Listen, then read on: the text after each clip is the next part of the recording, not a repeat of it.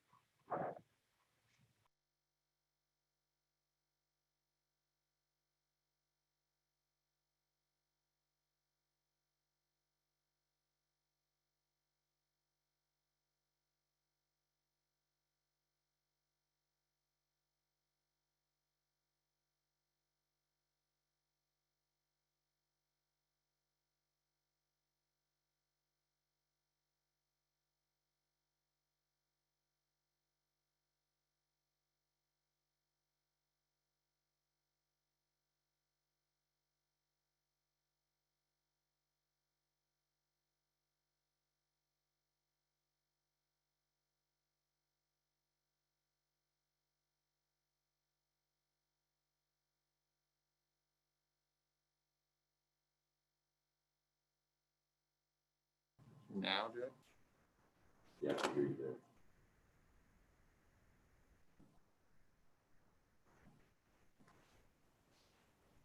Okay. Can you hear me? All right. Thank you for joining us for the City of Oklahoma City's teleconference city council meeting. We have a few announcements to make first. If the teleconference is disconnected at any time during the meeting shall be stopped and reconvened once the audio connection is restored. If communications are unable to be restored within 30 minutes, items remaining for consideration will be continued to later today, April 13th at 1:00 p.m. via teleconference, unless we say something different. The agenda and documents are located on okc.gov. Anyone wishing to speak about an agenda item, public hearing, or to speak under citizens to be heard, please call 405-297-2391 or text 405-219-7987 or email cityclerk@okc.gov. Speakers will be allowed 3 minutes to comment. After 3 minutes, the speaker's microphone will be muted. A 30-second reminder will be provided prior to the microphone being muted. All participants, please keep your phones on mute unless you are recognized to speak. Please press *6 to speak. Obviously, council may remain unmuted and can ask questions at any time. Okay, we're going to start with our invocation. And today we are joined by Pastor Eddie Brewer of Capitol Hill Assembly of God. Pastor Brewer, are you there? Yes, I am. Can you hear me? Absolutely. You look great, and the floor is yours. Thank you for joining us this morning. Thank you for allowing me the privilege of praying for you. Let's pray. Heavenly Father, we are so grateful to you for all the ways you've blessed us. You've given us another beautiful day. You've given us a wonderful city, a beautiful city with wonderful people, and we thank you for that. And Father, I also thank you for the public servants who work diligently and give of their time and energy, like Mayor Holt and the city council members. And I pray, Father, that you would give them the wisdom they need for every decision they face, every problem or they encounter. We ask, Lord, for your wisdom. And Father, I pray also for the city staff who work diligently as well, sometimes behind the scenes, that you give them strength and energy and creativity. And Lord, I pray for protection over our city, for our first responders, our police officers and firefighters, and all those, Lord, who serve our community. I pray, Lord, for healing for those who are sick, and that this pandemic would end, and that you would heal those who have COVID now, and that you would bring comfort and peace to those who are grieving the loss of loved ones. And Father, I thank you that your word gives us instructions of how to live our lives. So today, Lord, I pray that we would all do what the Bible tells us, and that is to serve one another, to honor one another, to be kind to one another, and to love one another. And it's in the name of Jesus I pray. Amen. Amen. Thank you, Pastor, very much. You're welcome.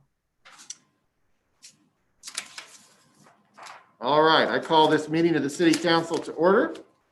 And we have some items from Office of the Mayor. Let's start by seating our full council. And to do that, we need to first receive the official election returns for the general election held April 6th, 2021 for the election of council members from wards 1 and 3. This is item 3A on your agenda, and it does require a vote. So of the 7 members of council who are here present today, let's bring on another couple members. But to do that, we need to take a motion and a second.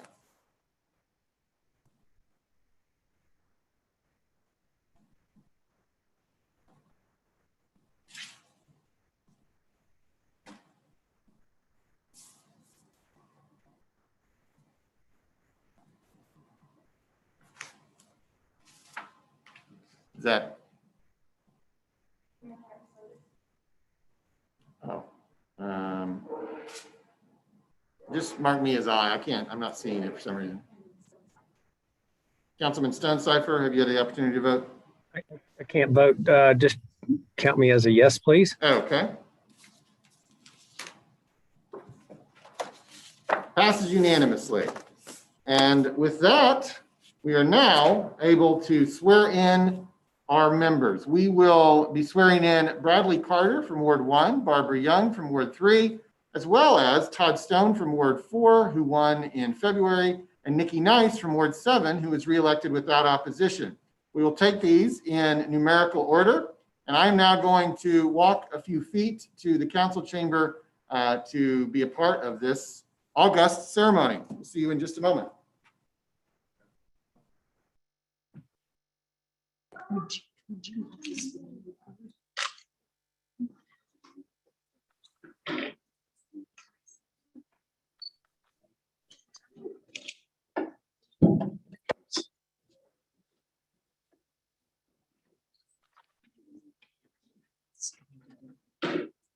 I can't get them all, but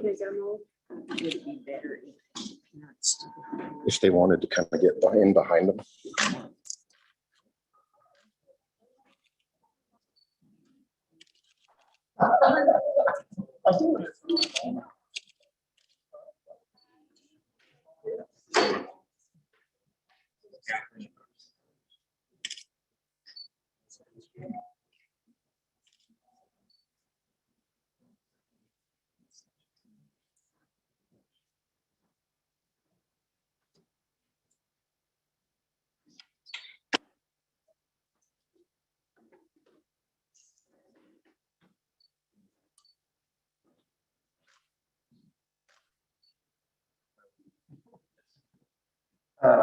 Okay, well, we are going to start with Councilman Carter, Councilman-elect Carter, and your oath of office. So if you would not mind raising your right hand and place your left hand on the Bible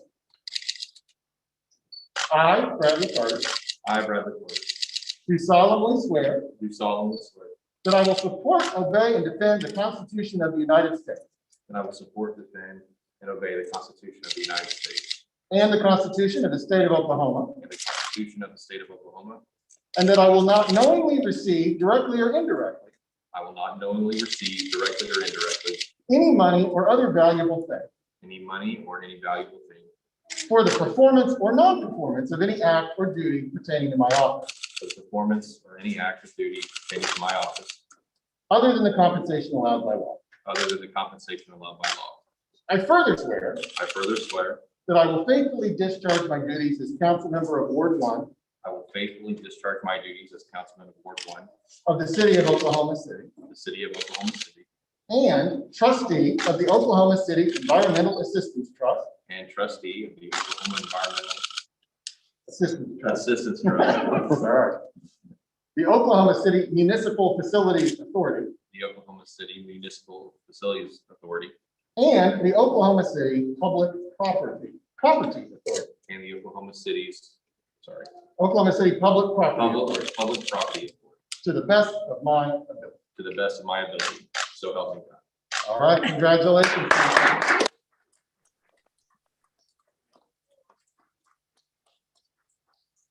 All right, now we will bring up Ward 3.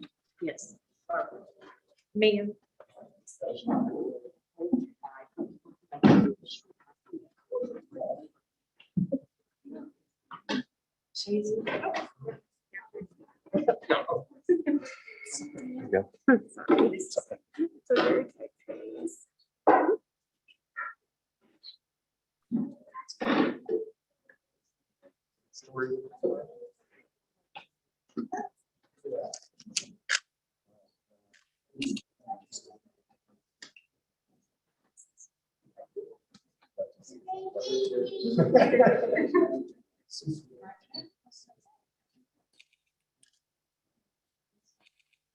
I, Barbara Young, do solemnly swear that I will support, obey, and defend, the Constitution of the United States, and the Constitution of the State of Oklahoma, and that I will not knowingly receive directly or indirectly any money or other valuable thing for the performance or non-performance of any act or duty pertaining to my office,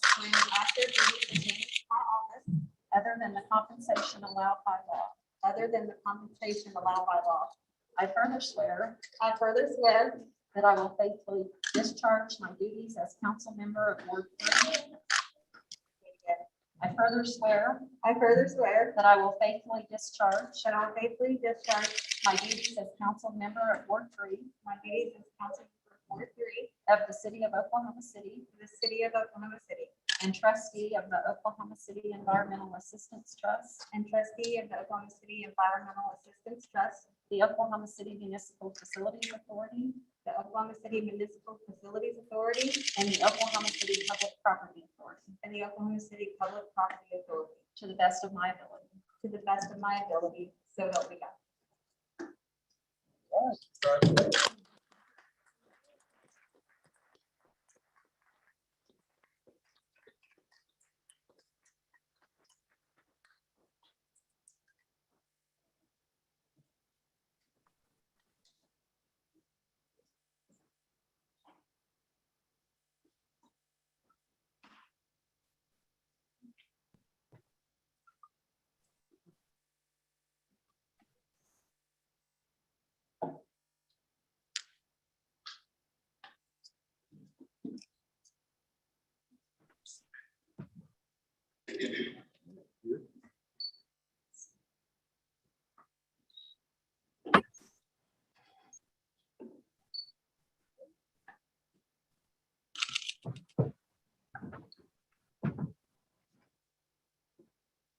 I, Alberta Nicole Flanagan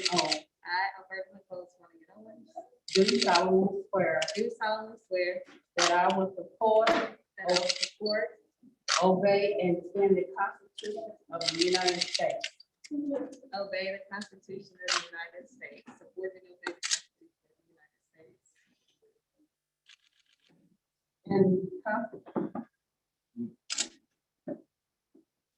and the Constitution of the State of Oklahoma, and the Constitution of the State of Oklahoma, and that I will not knowingly receive and that I will not knowingly receive, directly or indirectly any money directly or indirectly, any money or other valuable thing or any other valuable thing for the performance or non-performance of any act for the performance or non-performance of any act or duty pertaining to my office, or duty pertaining to my office, other than the compensation allowed by the law. other than the compensation allowed by the law. I further swear or affirm I further swear or affirm that I will faithfully discharge my duties that I will faithfully discharge my duties as council member of Ward 7 of the city of Oklahoma City, as council member of Ward 7 of the city of Oklahoma City, and trustee of the Oklahoma City Environmental Assistance Trust, and trustee of the Oklahoma City Environmental Assistance Trust, the Oklahoma City Municipal Facilities Authority, the Oklahoma City Municipal Facilities Authority, and the Oklahoma City Public Property Authority to the best of my ability. and the Oklahoma City Public Property Authority to the best of my ability.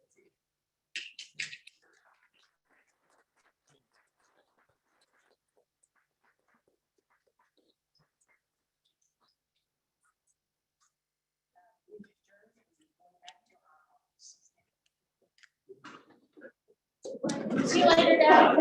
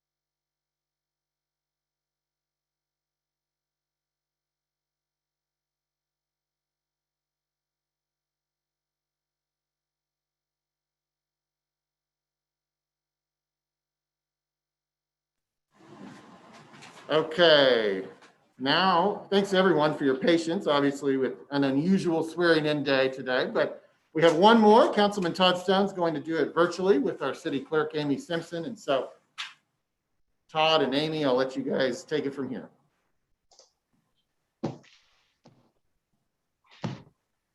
I, Todd Stone. I, Todd Stone. I, Todd L. Stone, I, Todd L. Stone, do solemnly affirm do solemnly affirm that I will support, obey, and defend the Constitution that I will support, obey, and defend the Constitution of the United States of the United States and the Constitution of the State of Oklahoma, and the Constitution of the State of Oklahoma, and that I will not knowingly receive directly or indirectly knowingly receive directly or indirectly any money or other valuable thing any money or other valuable things for the performance or non-performance for the performance or non-performance of any act or duty pertaining to my office of any act or duty pertaining to my office, other than the compensation allowed by law. other than the compensation allowed by law. I further affirm that I will faithfully discharge I further affirm that I will faithfully discharge my duties as council member of Ward 4 my duties as council member of Ward 4 of the City of Oklahoma City at the City of Oklahoma City and trustee of the Oklahoma City Environmental Assistance Trust, and trustee of the Oklahoma City Environmental Assistance Trust, the Oklahoma City Municipal Facilities Authority, the Oklahoma City Municipal Facilities Authority, and the Oklahoma City Public Property Authority and the Oklahoma City Public Property Authority to the best of my ability. to the best of my ability.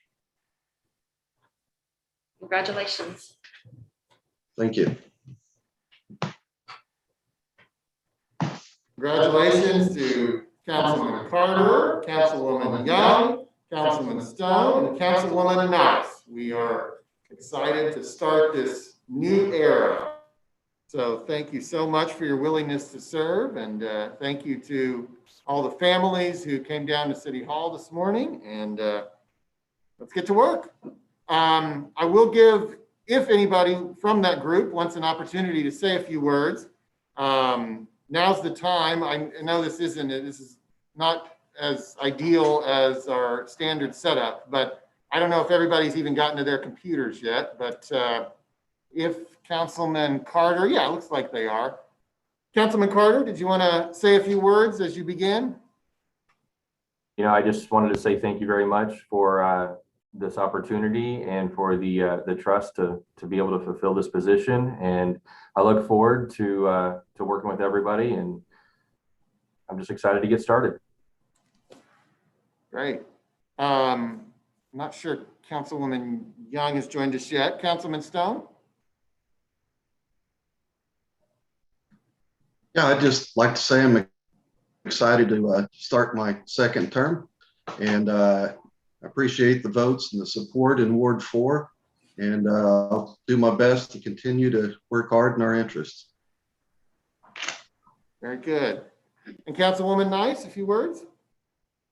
Yes, first of all, I want to say thank you to everyone that has played a role in me being here to serve the community. I also want to thank my mother, who was so nervous to swear me in today, but that's a memory that I will forever cherish. So I am grateful for that. And Mr. Bilberry for also being with me.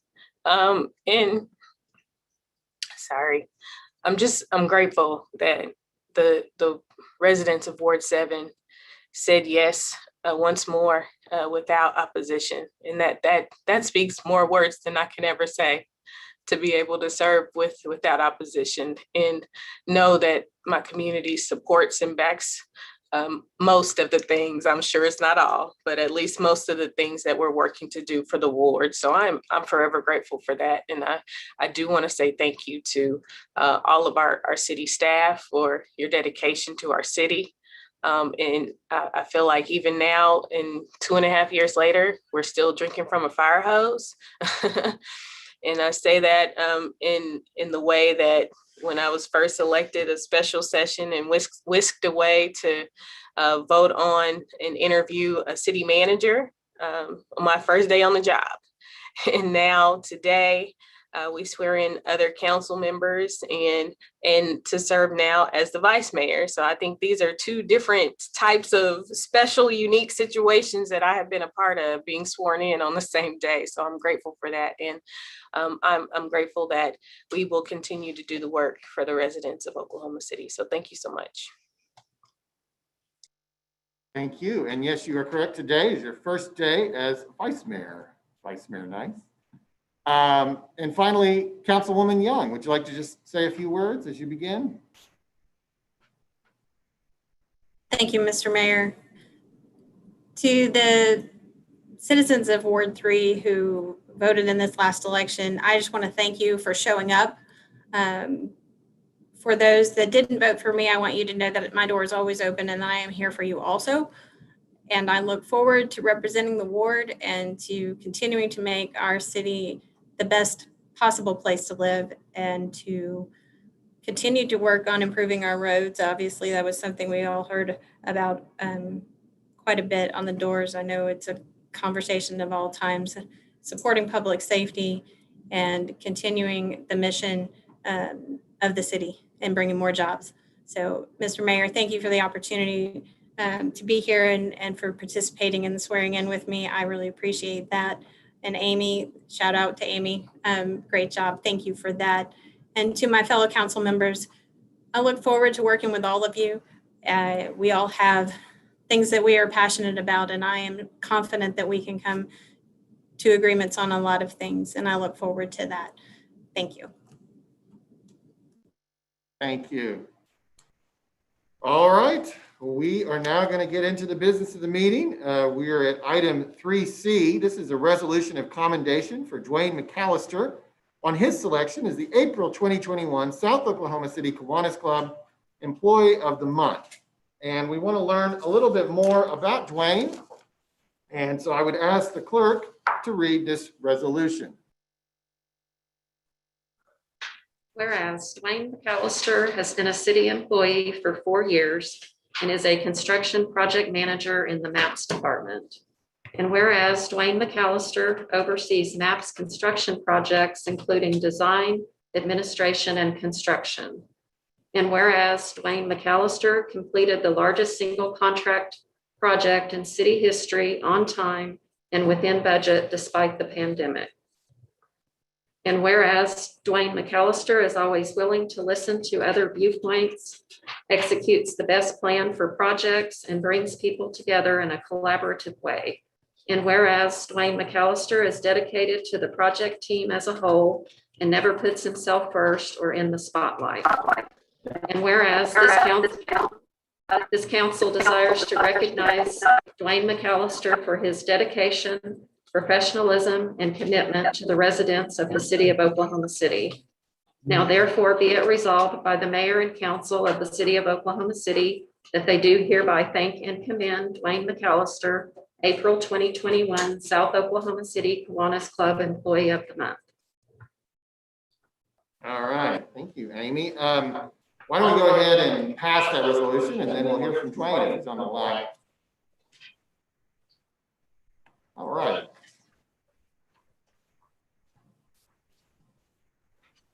Got a motion and a second. Cast your votes.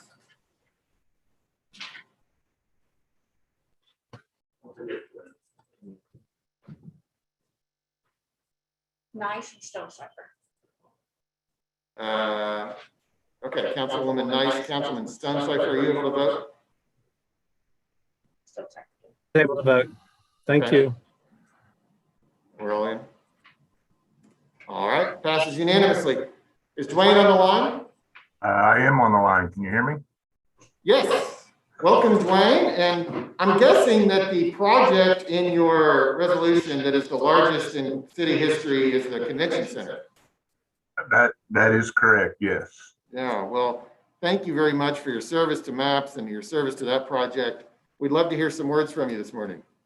Well, I count it a privilege to be able to work for the great city of Oklahoma City and its citizens. The MAPS program is a great program, and I'm just truly blessed to be able to work with such great people that, I mean, it takes a huge amount of input from a lot of different folks to put together a project like the convention center. And I'm just honored and blessed to having to be a part of it. Thank you. Well, thank you, Dwayne. We're honored by your service, and we'll get you this fancy piece of paper here very quickly. And we are proud that you are our April Employee of the Month. Thank you for your service. Thank you very much. All right, now we are going to consider item 3D, a resolution recognizing and commending Laura Hughes on her selection as the April 2021 Teacher of the Month by the Foundation for Oklahoma City Public Schools and Rotary Club of Oklahoma City.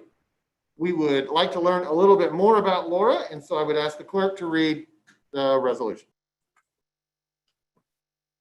Whereas Laura Hughes has been named Teacher of the Month for April 2021 by the Foundation for Oklahoma City Public Schools and Rotary Club of Oklahoma City.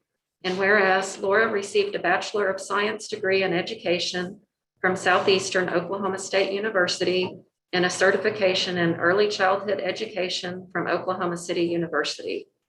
And whereas Laura is a pre-K teacher at Heronville Elementary, where she has been named Teacher of the Year 4 times. She has been teaching in early childhood for 25 years, 23 years with Oklahoma City Public Schools.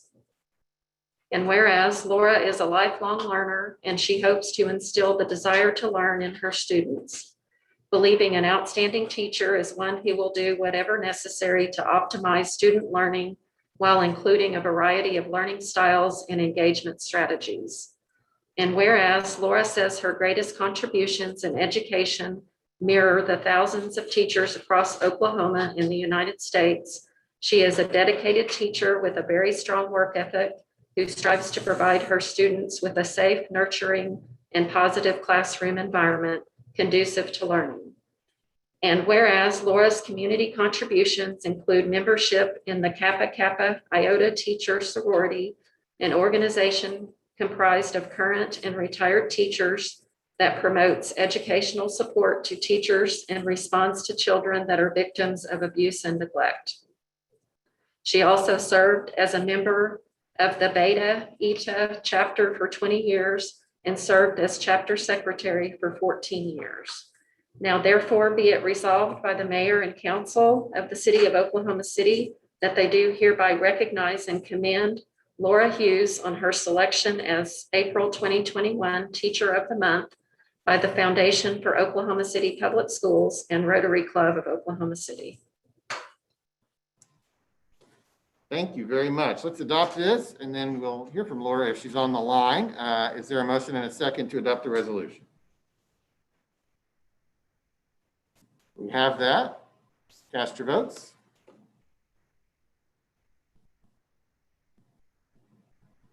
Passes unanimously. Is Laura on the line with us this morning? Good morning. I am on the line.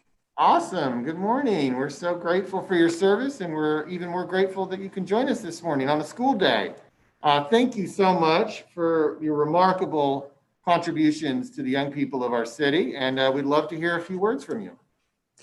Well, thank you so much for this very special honor and recognition.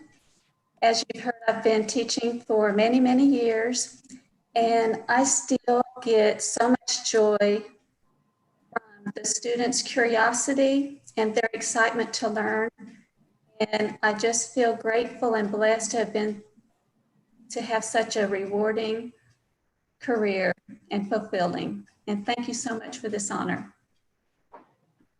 Well, thank you, Laura, and we will get you as well a nice copy of your resolution here. and we're so grateful for you. Thank you for joining us this morning. Thank you. Okay, we will now move on to items 3E and 3F. These are both appointments. We can take them with one motion. One is to the Mary Gardens Foundation and one is to the Traffic Commission.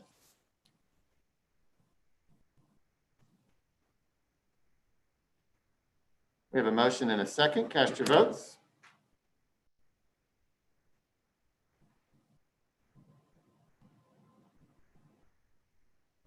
Passes unanimously. That concludes Office of the Mayor, and now we are at item 4, Journal of Council Proceedings. We have items A and B that we can take with one motion.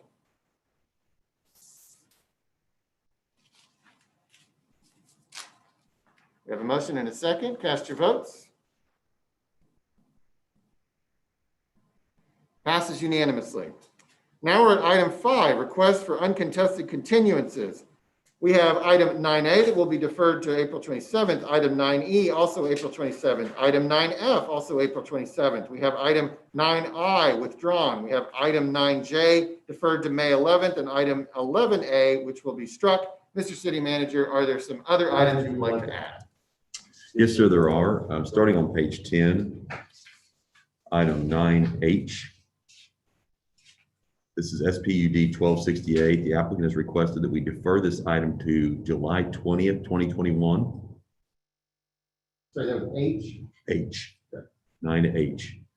On 9N1, this is on page 11, 9N1, unsecured structures, all of these items will be stricken from the agenda, starting with item A, 2508 North Douglas Avenue, the owner is secured. Item B, 3407 North Grove Avenue, the owner has secured. Item E, 2612 South Robinson Avenue, the owner is secured. Item G, 1500 North Stiles Avenue, the owner is secured. Item I, 5500 South Sunny Lane Road, the owner is secured.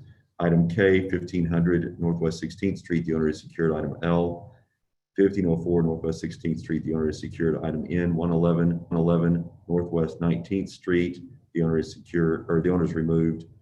Item P, 2326 Southwest 42nd Street, the owner is removed. On item 901, abandoned buildings, all of these items will be stricken. Item A, 3407 North Grove Avenue, the owner is secured. Item C, 2612 South Robinson Avenue, the owner is secured. Item E, 1500 North Stiles Avenue, the owner is secured. Item J, 1500 Northwest 16th Street, the owner is secured. Item K, 1504 Northwest 16th Street, the owner is secured. And item M, 2326 Southwest 42nd Street, the owner is removed. And that's all the items I have. All right, thank you very much. Okay, thank you very much.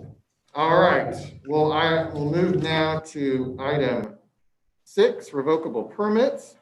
Item 6A is a revocable permit with the Asian District Cultural Association for Health in the City on April 24th using Military Park. And Councilman Cooper, we do have Tiffany Wynn-No, who has signed up to speak. Well, then, shall we hear from this resident, please? Yes. Tiffany, are you there?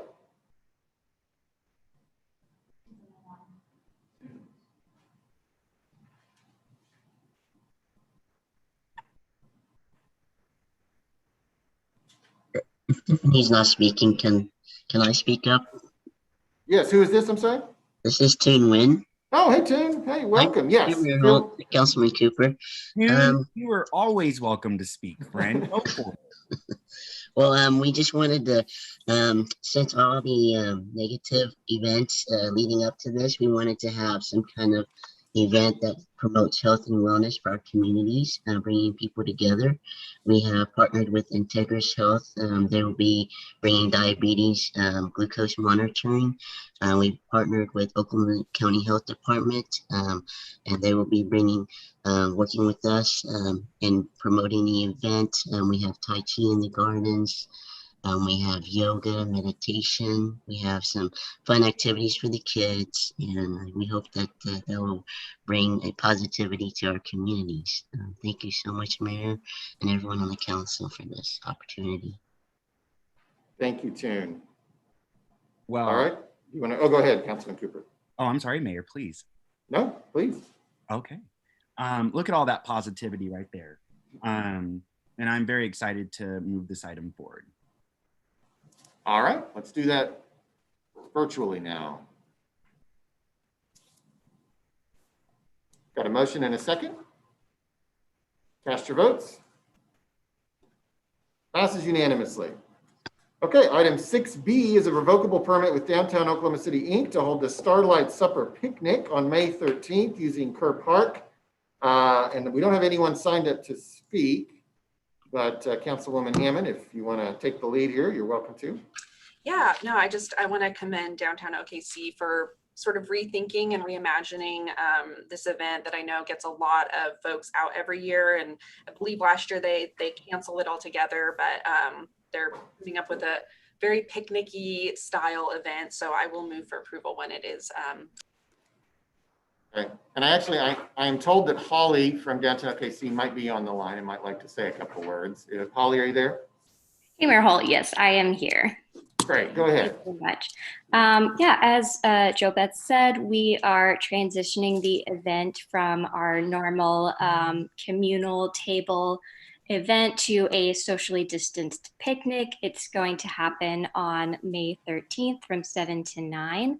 The proceeds every year benefit our Downtown Oklahoma City Initiatives nonprofit, which funds public art and community programs downtown. And even though we weren't able to have the event last year, we were able to use funds from previous events to continue these programs. And so we're just really appreciative of the community support. So we're looking to close Couch to keep it a safe area and would appreciate the support for this event.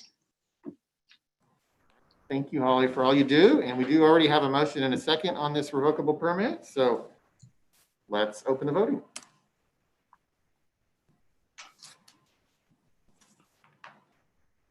Passes unanimously.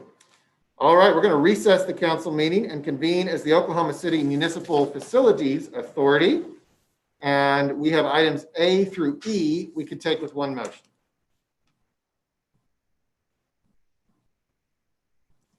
Got a motion and a second. Cast your votes. Passes unanimously. Man, PrimeGov is working fast this morning. I just want to tell you, this is the best ever. All right, we are going to adjourn OCMFA and convene as the Oklahoma City Public Property Authority, where we have items A through C we could take with one motion. Motion and a second. Cast your votes. Passes unanimously. Now we're going to adjourn OCPPA and convene as the Oklahoma City Environmental Assistance Trust. All we have is claims and payroll, but we'll go ahead and approve those at item A as well. Got a motion and a second. Cast your votes.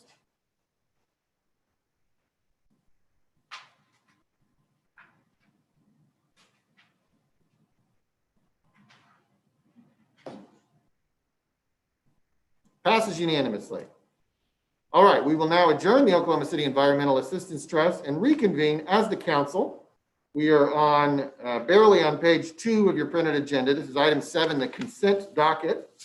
And there is one presentation scheduled for item BH, but there are no other scheduled presentations. Is there any item that a council member wishes to pull out for a separate vote or just for a separate little discussion?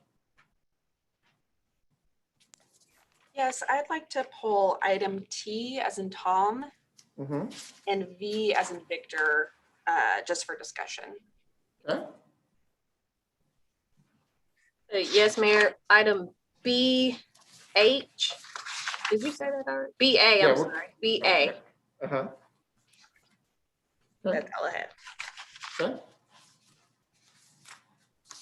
Anything else? Yes, Mayor. I would like to just hear more about item U.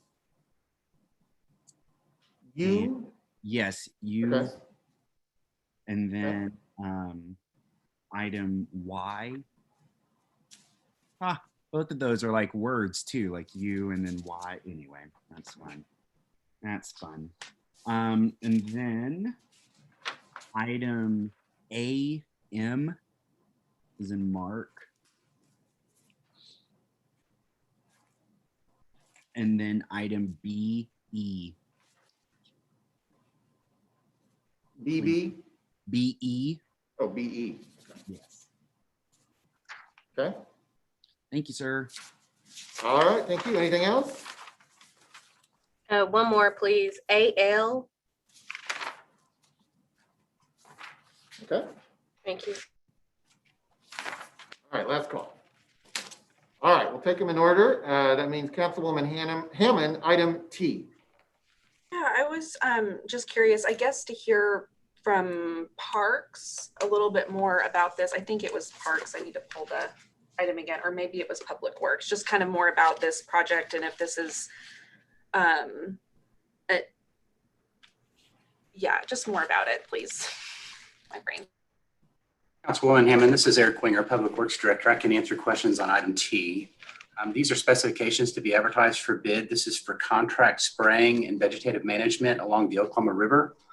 The vegetative management is actually in the rip wrap area. This would be the large white rocks that line the riverbanks.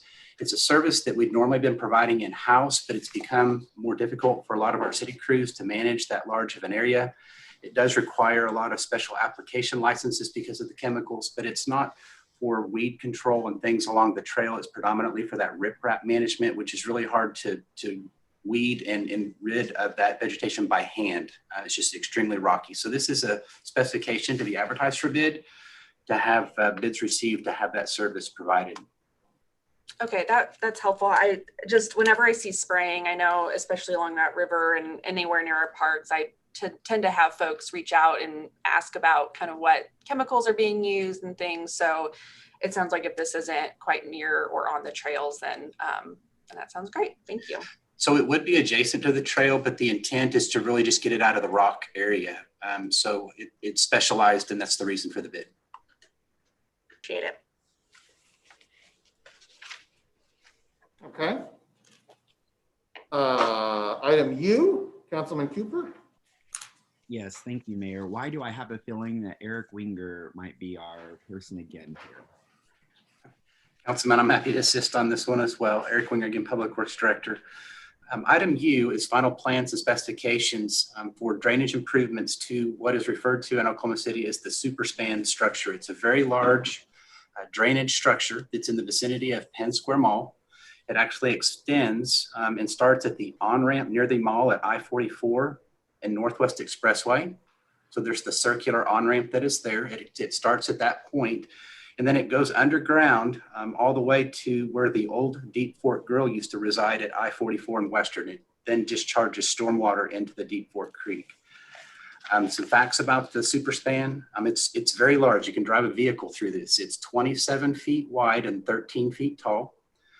It was built in 1971, and we've had to do a few rehabilitation projects on it in 1985 and also again in 1995. So this is, again, a new specification to go out to assist with some needed repairs. It's funded by the 2017 bond issue. Our estimated cost is about $1.8 million. And so with this very large pipe, it has a lot of internal structure that we survey each year. And so we have a list of those necessary improvements just to ensure that we're providing adequate drainage. And this is actually a bypass for when we have severe storms, just to make sure that it's in good repair and condition.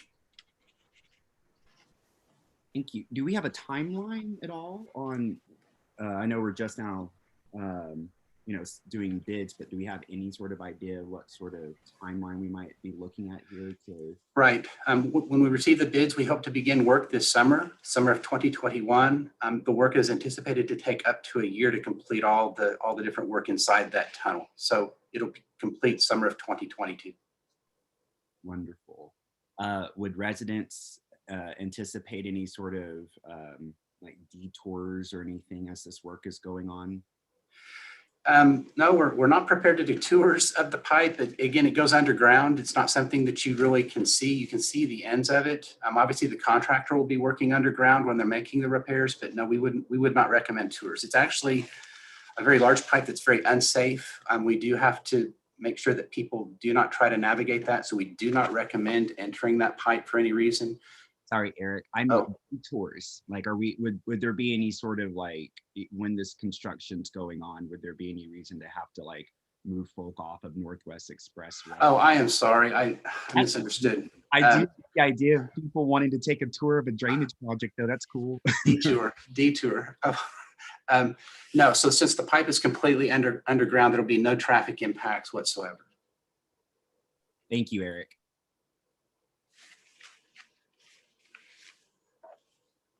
Okay, item B as in Victor, Councilwoman Hammond. This might be another Eric. You just is keeping you busy this morning.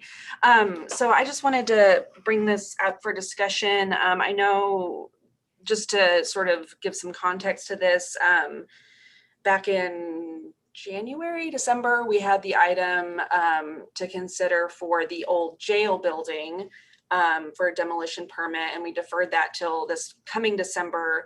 And in the meantime, the idea about potentially, taking a look at this complex and seeing if maybe the diversion hub might be a possibility through MAPS 4 and that project to utilize that old jail building. And I know in that meeting we had discussed potentially there was some interest in these two buildings as well. And I just kind of wanted to get an update on that, given it's on the agenda for really approving the project and the funds from the bond program to do the demolition. I just kind of wanted to get an update on where that's gone, since I haven't really heard anything since then. Councilman, I'm happy to update on this project as well. And as we look at this item today, it continues to uphold the decision of the council to not demolish the old city jail. This is specifically just the demolition for the old former police headquarters building and the old former courts facility. I think just to make sure that, especially with our two new council members today, I just want to take just a minute. This is a project, the replacement of the new police headquarters and replacement of the courts facility is a project that really dates back many, many years. It's one that actually we started tracking back in 2011 with a study when new facilities were needed at that time. The original courts was constructed in 1951 and the original police headquarters was constructed in 1955. So they provided over 60 years of excellent service, but they have since been replaced. And those new facilities were opened in 2016 and 2017 as part of our bond program, and some other funds were also utilized to help with the new construction. But how we got to the new construction, that 2011 study, looked at opportunities for renovation of those existing facilities or looked at the possibility for new construction, and a lot of deficiencies were found in those older structures. They suffer from the need for all new mechanical, all new electrical, all new plumbing systems. We've been dealing with a lot of issues in those buildings when they were occupied by both police and courts. And one of the big factors in the decision to move forward with new construction was we simply did not have a place to relocate the existing staff during construction. And so construction of the new facilities helped make that decision a little bit stronger. So since that has been complete and those new facilities have opened, we have always had the plan and have been working very closely with police to demolish these structures and to provide new use of that space, with parking needs for police being really at a top priority for that list. There have been a number of parking spaces that were lost as a part of the transition to the new facilities. They're in need of new parking, which is one of the plans. And we've looked at a plan where that new parking can be provided while still also preserving the old jail. So this plan keeps that intact. But we've restudied the buildings. I've even taken a tour with Councilman Stonecipher in the last few weeks of the existing facilities, and they are really in poor condition. They're in a condition that are not easy to be rehabilitated. That was also shown in that previous 2011 study. As we look at those facilities, they're very specifically designed for police and court operations. So you can imagine these spaces, large courtrooms, super high ceilings, spaces in the former headquarters that are really designed just for police operations. So unless the building was really used for police and court operations, it would be very difficult to convert its use, not to mention just all the other building needs. So at this time, we are recommending that we proceed with the original plans for demolition, just because of the status and the condition of the buildings, and that they're very, very difficult to renovate for other than police or courts purposes. that we go ahead and proceed with the plan to try to restore some of the lost parking on the site, but at the same time preserving the old jail for potential future opportunities, whatever that may be. Appreciate that, that context. Yeah, I guess I would have appreciated getting to be part of that tour, just to sort of see. I know I've seen the old police headquarters, but I hadn't seen the municipal courts, and potentially even bringing in our partners with the diversion hub on that conversation. But I will trust your judgment on, especially having seen the police headquarters and knowing just the asbestos, the ADA, and like you said, kind of the just the limitations of the building. I'll trust that judgment. So appreciate the update. This is Mark Stonecipher here, Mayor. A couple of comments. I've visited with several engineers and contractors. I've spent time with Eric Winger, talking to him, had some lengthy conversations with Craig Freeman and Jim Couch about this demolition. And the one thing that I learned from all of this and talking to different people is that when we built the new police headquarters, we lost what was called the McBride lot, and that had about 187 spaces. And there are a couple of things that stick out in my mind. First is Eric's comment that he was over Maps for Kids and we never rehabbed a building in this bad a shape. He just said it was in too bad. And actually there's two buildings, but they're both in bad shape and they need to be demolished. But the most important person in my mind that I listened to was Chief Gorley. And Chief told me that as a result of these lost parking spaces, it's really been hard on the victims of crime. And what I mean by that is people that have to come down and meet with victim services, oftentimes bringing several children. And so there's no close, safe parking. And so this additional parking, which will give us about 282 parking spaces, number one, it'll be available for witnesses, for jurors, for victims, but it'll also house some of our specialty vehicles, such as the crime scene unit vehicles. And so Chief Gorley stressed the need for this, number one. And number two, he also mentioned something that I hadn't thought about, and that is, as far as this law enforcement campus is concerned, because we have the police department and the municipal court building and other facilities in this area, there isn't much land downtown. And this land leaves us to have the ability for further development for this campus if it arises in the future. And so with that, I'm going to support the demolition. That brings up some interesting points. Chief Gorley, I think I saw you on earlier. Do we know how many, because I've heard this discussion before about the difficulty for victims who might be coming to access victim services. Do we have a sense of how many people per day? I can imagine it probably fluctuates, but is there sort of an average or an estimate of how many of those folks are coming down per day to access those services? It does fluctuate. At one time we had those specific numbers, and I don't recall those exactly, but it was quite a few. Victim services is a area within the police department. We have 3 staff in there daily, and they're dealing with these issues constantly. And it's not just the victims of the crime themselves; it's witnesses, it's others that come in. Sometimes that just need services that the detectives are interviewing as well. So it's a constant in and out, and there's about, I believe we average about 20 per day that come in. Because one thing I had thought of, I was biking down Maine a while ago and realized there's all these paid spots that seem to just be taken up on Main Street, literally right. I mean, there's a door to the headquarters right off of that, I kind of thought about and wondered about maybe working with our traffic department to reserve those spots as unpaid spots for those folks, for, like you said, witnesses and such.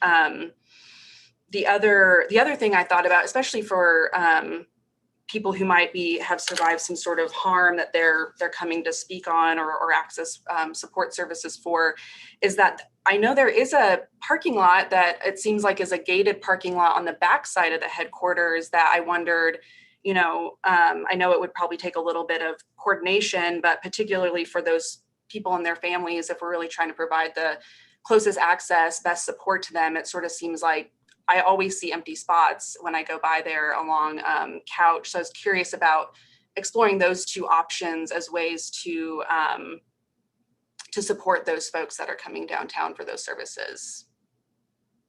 The reason you see cars in those spots around the station right now is because we don't have parking for our police vehicles. Those are a lot of our unmarked detective vehicles, as well as some of our marked units that of personnel that are housed inside here too. I believe the lot you're referring to that is fenced is a general services lot, and it's not our lot. We're borrowing it right now to store vehicles in. Well, actually, And this it's is a also lot utilized that by I fire remember as when well. Chief City had given me a tour of headquarters that he actually drove into and parked in. So I was under the impression that that was for some level of police staff. Are you talking about the lot that's just east of our headquarters building that's fenced? That's a secure area? I think it's on the north side of the building. I'm trying to think of my cardinal directions. I believe it's on the north side of the building. Councilwoman.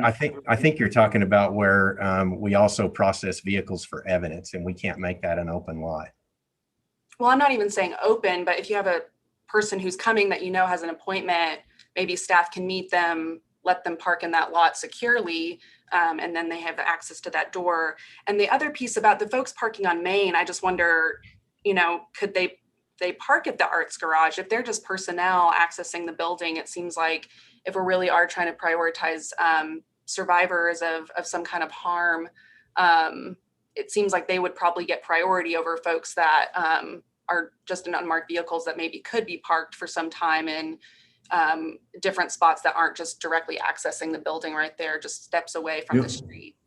Councilman, I would say that, definitely as we get to the place where we're redoing the parking right now, we can open those up and look at what we can do to try to make that as convenient as possible. So certainly things we can explore. Appreciate it. May I also ask, I really like that parking along Main Street idea. I'm looking at a map right now of the area. And yeah, Councilwoman, I was on that tour with you and Chief City, and I believe it's a space just east, like directly east. But it was confusing. Sometimes you get inside buildings and it just sort of, you get disoriented. I remember I was like, wait, northeast. My request, I don't know if this is a request. I don't know what's possible here, but one of my least favorite things, truly one of my least favorite things, is walking across an asphalt parking lot. I had to do that this weekend to go purchase some clothes. And the reason why I dislike it so much is the often just complete lack of shade. And remember, we live on a prairie. And I find it very punishing, especially in June, July, August, sometimes September, unfortunately. And especially thinking about victims in this moment, making their experience as comfortable as possible. So I'm just wondering, as these buildings go away and parking becomes the question there around the department, is it possible that we plant some landscaping, some trees that over the course of the next several years ahead of us, particularly because you all use that word campus, it reminded me from the previous council conversation, right? That initially that whole stretch from Chartel up to our present day municipal building was kind of designed as this one kind of complete campus. And, as a college professor / teacher, I always think of, trees and these sorts of things when I'm on a quote campus. And I remember those initial designs as well. Is that something we can take into consideration as this does in fact become a parking area to serve the folk who would be visiting this place? Councilman, this is Eric Wenger again. As we proceed with parking improvements, there's going to be a level of approvals that require landscaping to be added to the parking area. That's a common requirement of our city codes, that we have to provide landscaping. I don't know how much shade cover that would provide, but there is landscaping that would have to be provided, but we can study that further too and see what opportunities may be available as we move forward on that project. Yeah, I appreciate you all looking into that because again, I think holistically from the jail that we're working to preserve all the way up to the municipal building, and you know, you have the civic center, these things.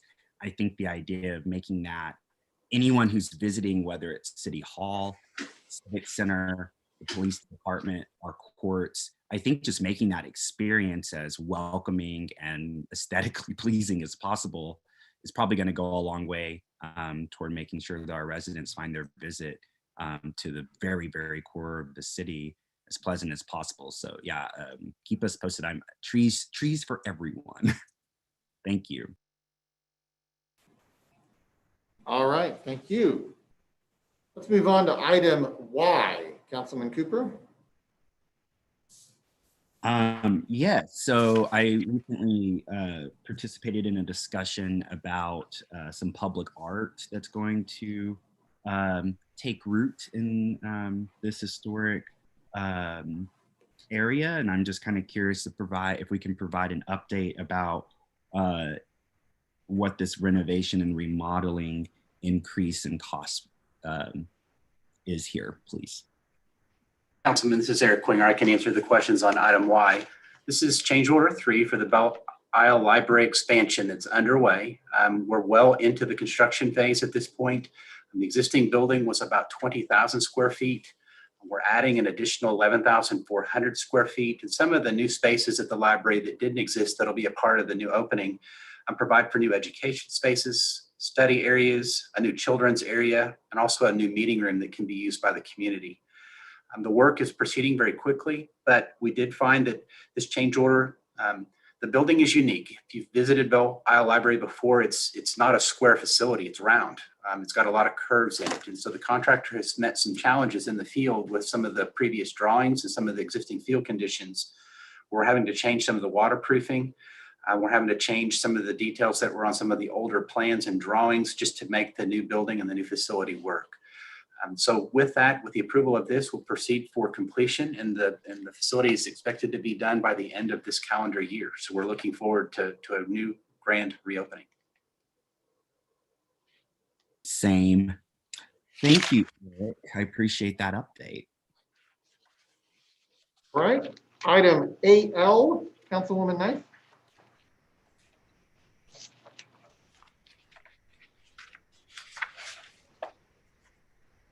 Had to look at it again. I'm curious to know, as far as our contracts are concerned, how this process works, and also pertaining to a lot of our residents, because I have received quite a few different conversations and concerns pertaining to some of our record services when our residents have to get their cars out of if they've been impounded. Councilwoman, this is Eric Winger again. I can start the conversation. It's, and you may ask, why is this a public works item? But these contracts are actually processed through the Traffic and Transportation Commission each year. This is a renewal of those contracts with 4 of the existing providers, and they break the services down into 4 different zones. At that point, with the renewal of these contracts, and these would be renewed for the next year, the police department, when they find the need for wrecker services, use these contracts to provide for those towings. And so I think maybe Chief Gorley could help. Maybe, I don't know how the actual work in the field occurs, but at least from the contractual standpoint, you know, we do process these, and it's a joint contract that's used by both Public Works and Oklahoma City Police. Well, I guess my main question is who would be accountable as far as when it comes to our residents that want to file complaints for the treatment or just the way that they have not been able to obtain their vehicle, because again, those are the stories I'm getting. So I need to know what our process is for those who have had difficulty with us now when we have to approve these contracts. Who's responsible for that? So I need to defer to Chief Gorley. I mean, I'm sure there's a liaison with the police department that hopefully can assist with those types of questions. It depends on the circumstances. Sometimes we receive complaints too, but they're specific to the business itself. Maybe they're complaining about what they're being charged for a daily rate or the difficulty in just getting the vehicle out. If it's a complaint on something to do with the vehicle being impounded to begin with on a police decision, that complaint would be routed through the police department for that. And it's also important to realize too that not every interaction that we have where a vehicle is towed requires the use of one of these wrecker services. These are during impounds, or if it's an accident and the person was taken to the hospital and they can't make a decision on who tows the vehicle. You know, we can't leave the vehicle in the roadway, so we have to use one of our contracted wrecker services. But a lot of our towings are what we call owner's request. If someone is involved in an accident and the vehicle's just not drivable, they can request their own wrecker service to come and get it, or something through their insurance or something to that effect. So I hope that answers your question. And if not, I can try to answer further.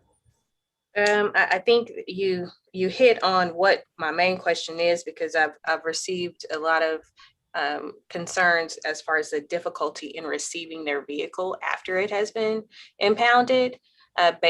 Usually it's based off of an interaction with the police department, and their car has been towed because of that, or impounded because of that.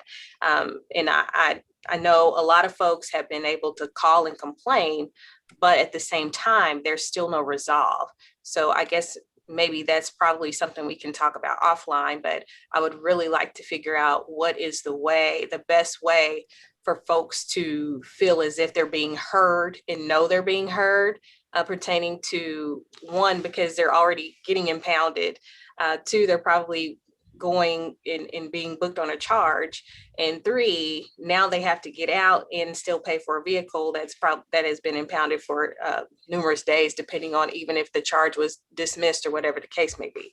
So like I said, those are probably quite a few different things that are in that type of discussion, but since it was on here, I did want to mention that. But I would like to, if you would help me understand a little bit better, I'd like to. Yes, and we do have systems in place for the scenario like you just spoke about, where people can retrieve their vehicle if there was something in the process that the vehicle maybe should not have been impounded. There are ways that we can deal with that and assist those people, and I'll be happy to sit down and discuss any of that as needed. And also too, if you have any specific instances that have been brought to you as concerns, that would help me too, so that I can look directly into those. Thank you very much.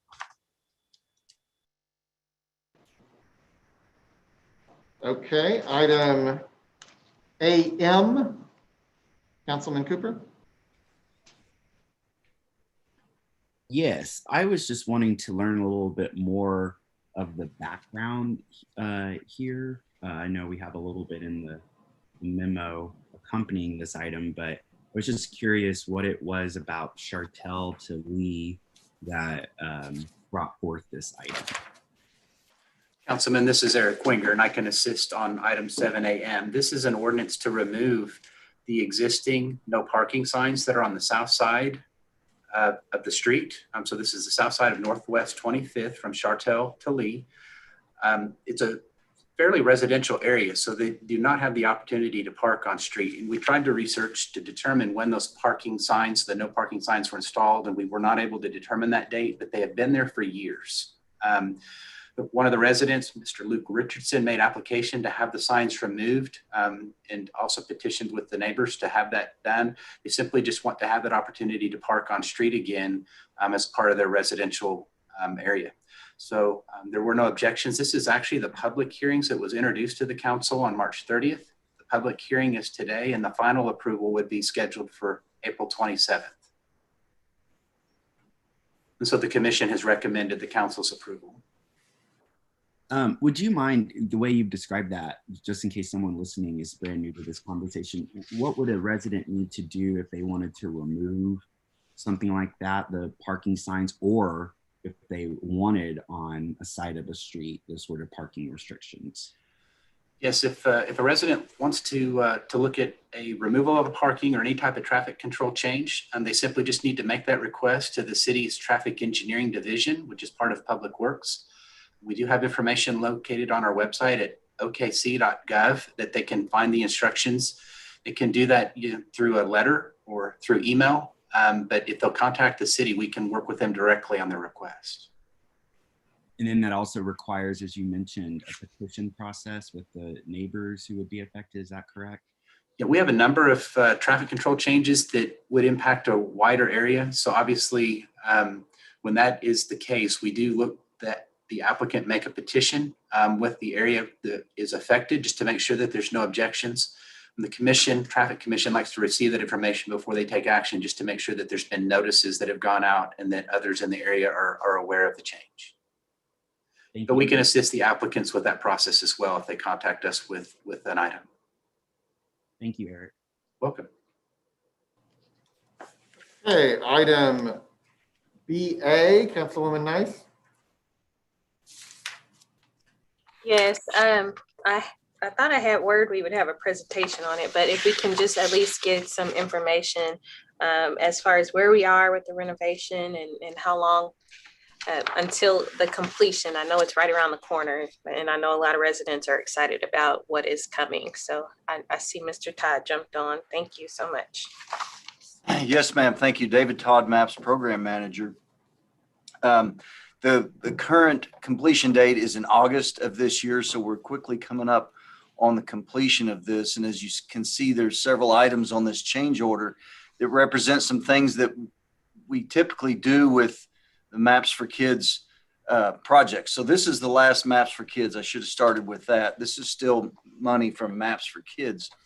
And as we get towards the end and we still have change order capacity and we still have some money, there's always things that we can do at these schools. A good example is the curtains that were an alternate in the original project, and we're now awarding that since we have the money. But I can get you some pictures, Councilwoman, or we, if city manager wants us to do a presentation, we certainly can. But I can tell you that the work out there has been just fantastic.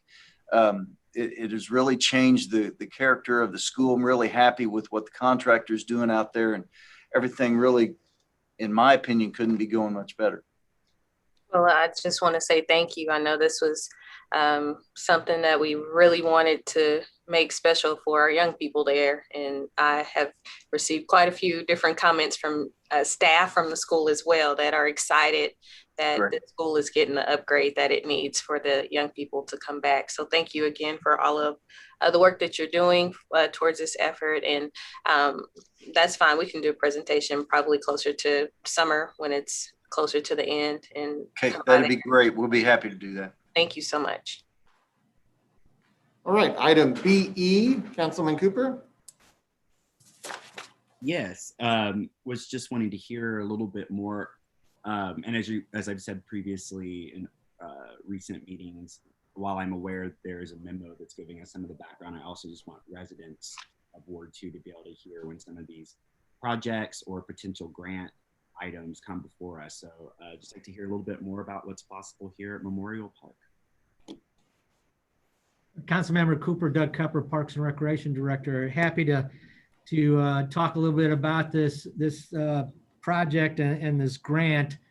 The Parks Department over the last several years has taken the forefront to create rain gardens for our parking lot runoff disposal. And Memorial Park, when it was renovated almost 7 years ago now, we actually put in a collection system that has stair steps down into the park to try to purify the water that comes off of not only the parking lot, but some of it comes off of 36th Street itself.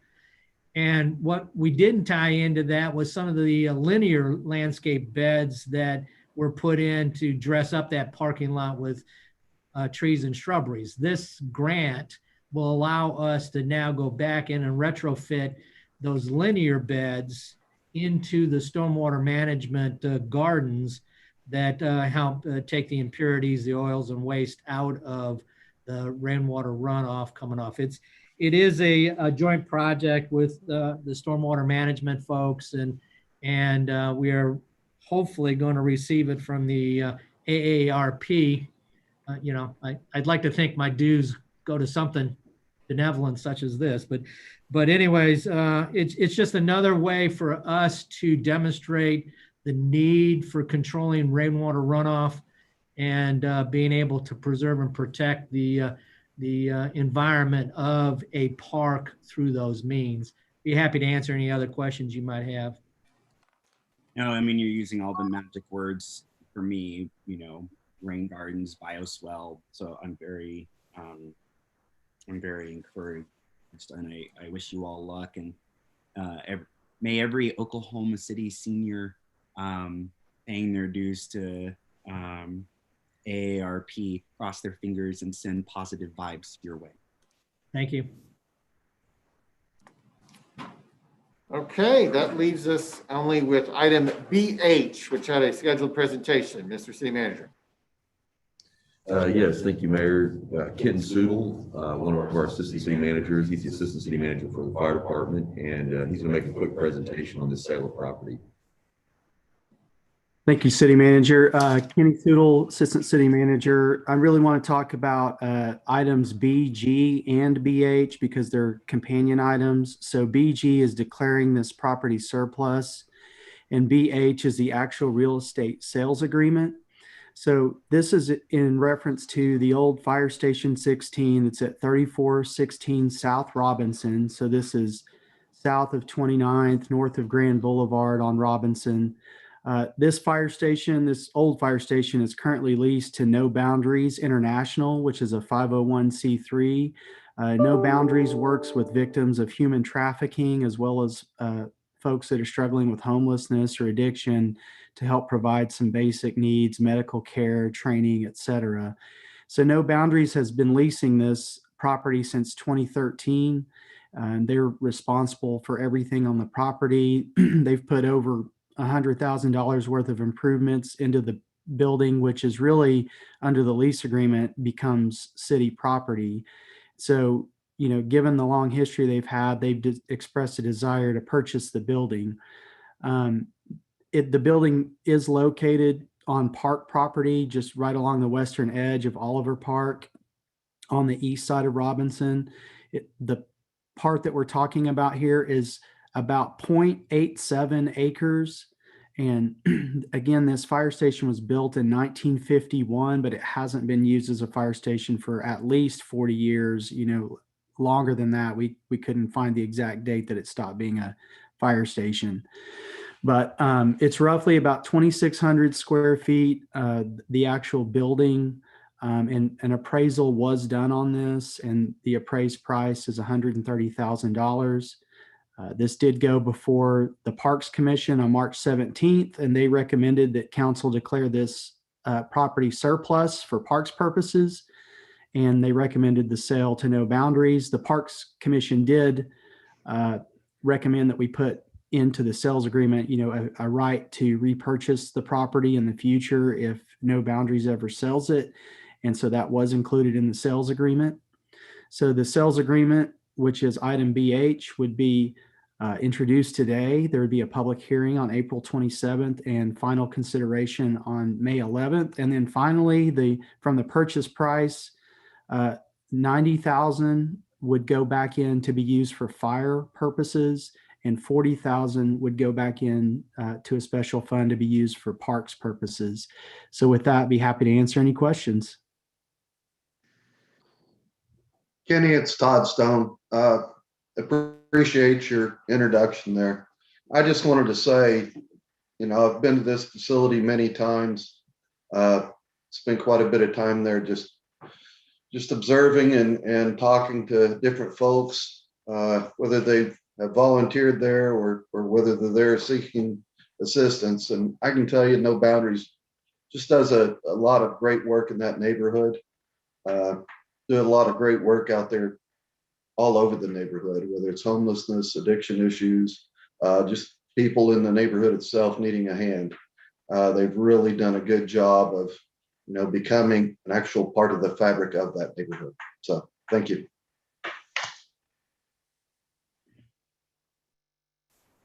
All right. Well, that concludes all our discussion items under the consent docket. So we Mayor. can now, yes, go ahead. I'm sorry, I forgot to mention BC, item BC. Huh? Go ahead. I see there's a memorandum of understanding for this with the OKC Dodger Rookie League for Ward 6 and 8, but and I'm excited about that. So I just wanted to see how we can make this in Ward 7 as well, with the Dodger Stadium being very close to some of our communities where we can house this program. And also, as we talk about that, I've been hoping to speak with the general manager of the Dodgers, and I've been waiting for that conversation since the end of February to see how we could get some support partnerships for our area school that they are in proximity to, just to create and establish a relationship. If there is already one, perfect. If there is not, trying to create better relationships for our young people pertaining to baseball and this particular area, where especially where we're getting ready to build and building up the Willa D. Johnson Recreation Center with the Douglas Field right next to it that belongs to our Parks Department. If I might, Mr. Mayor and City Manager Doug Cupper, Parks and Rec, we're excited about the what would be the fourth year, but it's the third year of our relationship with the Dodgers organization for putting on the Rookie League. And we do recruit out of all of the wards, and we do have a pretty good representation from Ward 7 in our rookie program.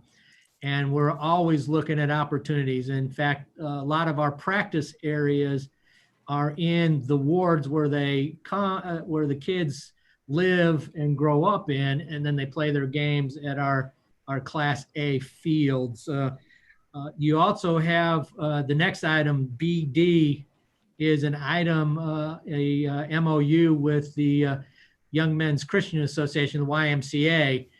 They have a working agreement with the school district to provide baseball for third, fourth graders, fifth graders, third, fourth, and fifth, I believe. Unfortunately, the school district is still closed to even their own programs.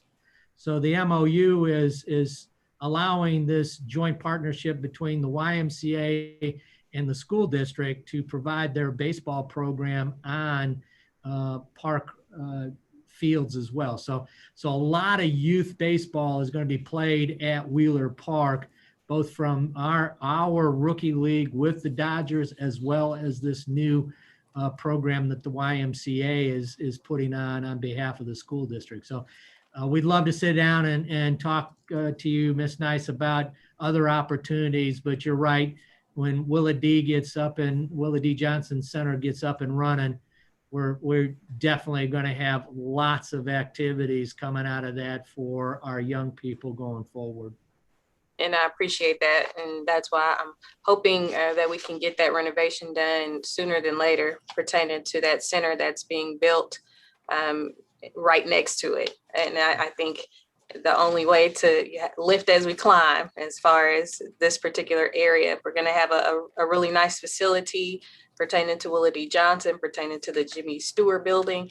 There's no reason why we can't have a beautiful field to go along with that. Yes, ma'am. Thank you. All right, with that, we can adopt the consent docket if someone wants to make a motion. Got a motion and a second? Cast your votes.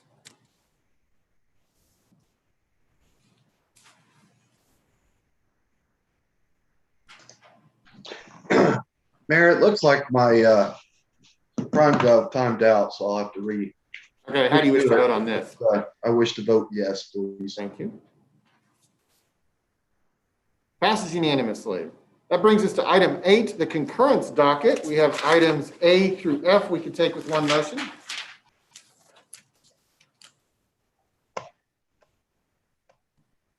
We have a motion and a second. Cast your votes. Councilman Stone, how do you wish to vote?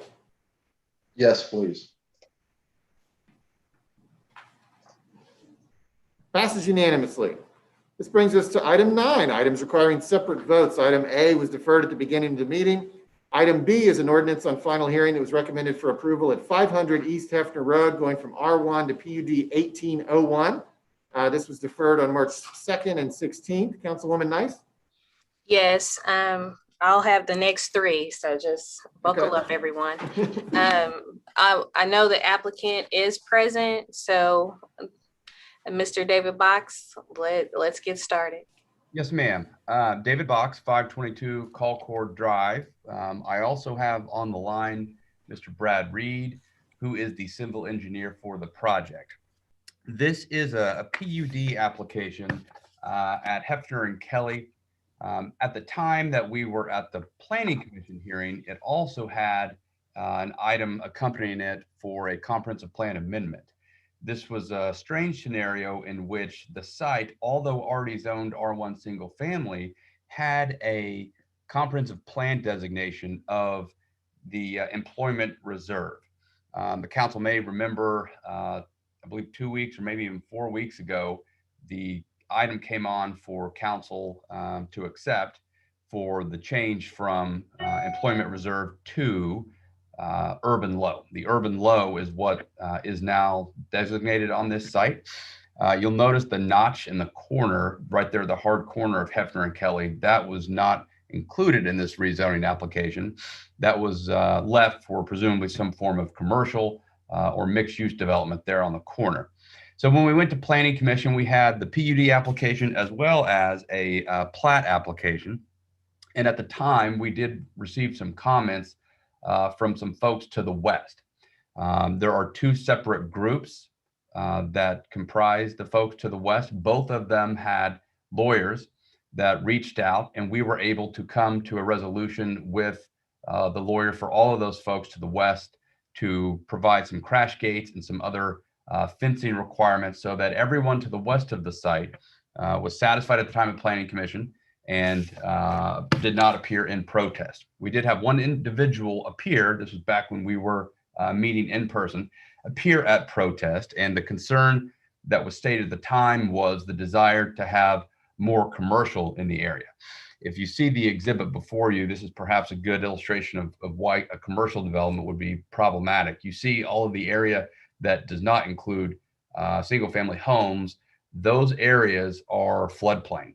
There's a lot of floodplain that goes through this site. It's a very difficult site to develop for anything but single family. But for single family, all of those floodplain and floodway areas frankly become an amenity with the ability to be used as outdoor recreation space for the neighbors. And so what we're seeking to do through this PUD is to modify some of the lot sizes to be slightly smaller than the standard single family so that we can really maximize the ability to have the open space and make it a nice community to emphasize that. You'll notice also in the southern portion of the development, there is a notch out of it.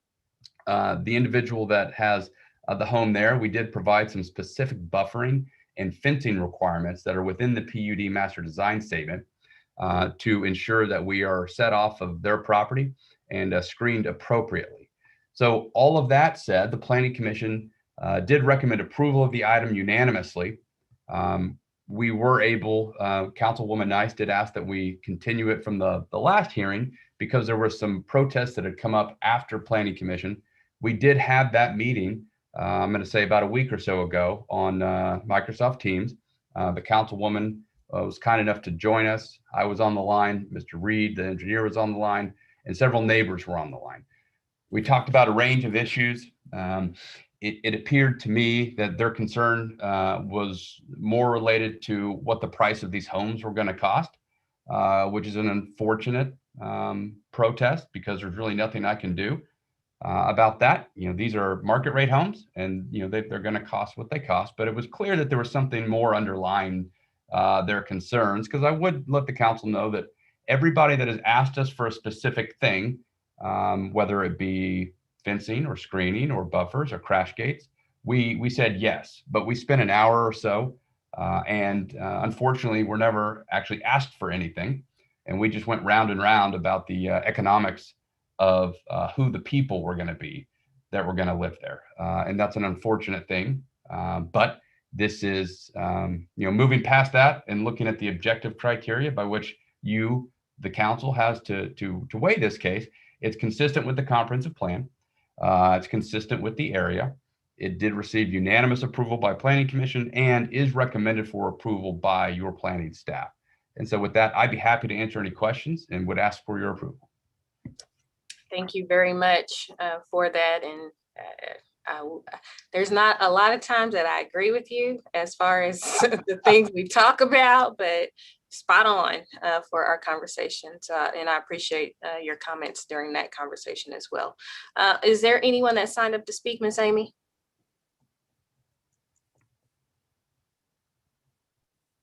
No, there's not. No. Okay. All right. Well, I will say we did have that one gentleman that called me. So that's why I did continue this, so we can make sure we satisfied his ask. Unfortunately, he was not on our team's call last week. So I did my best to see what we could do to work around that. So I'm going to ask for approval as soon as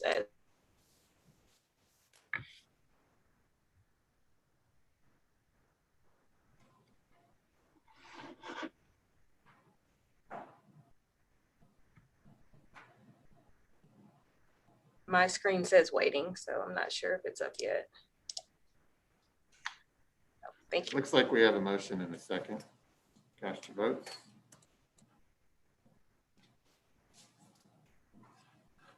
Passes unanimously. Thank you. Item 9C is an ordinance on final hearing that was recommended for approval at 4235 Northeast 122nd Street, going from AA to SPUD 1293. This was deferred from March 30th. And Councilwoman Nice, we do have Mark Grubbs, who is signed up on behalf of the applicant. Okay, Mr. Grubbs, I don't believe we have any concerns. I do want to ensure with this that we are receiving the TEs that have been recommended with this application request as well. So with that, I'll just move for approval with the TEs.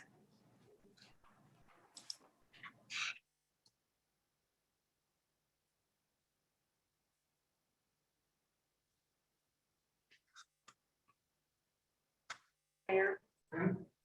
So we've received the easement on that. Could we have the vote include accepting the easement? Okay, Councilwoman Knight, would you like your motion to include, you can get us one vote, you're saying Councilwoman Knight, if you wouldn't. Okay, I can't hear you now, so I'm not sure. I'm having trouble hearing you, Mayor. Oh, he's frozen. He's going to have to log back onto Zoom just a second. No problem.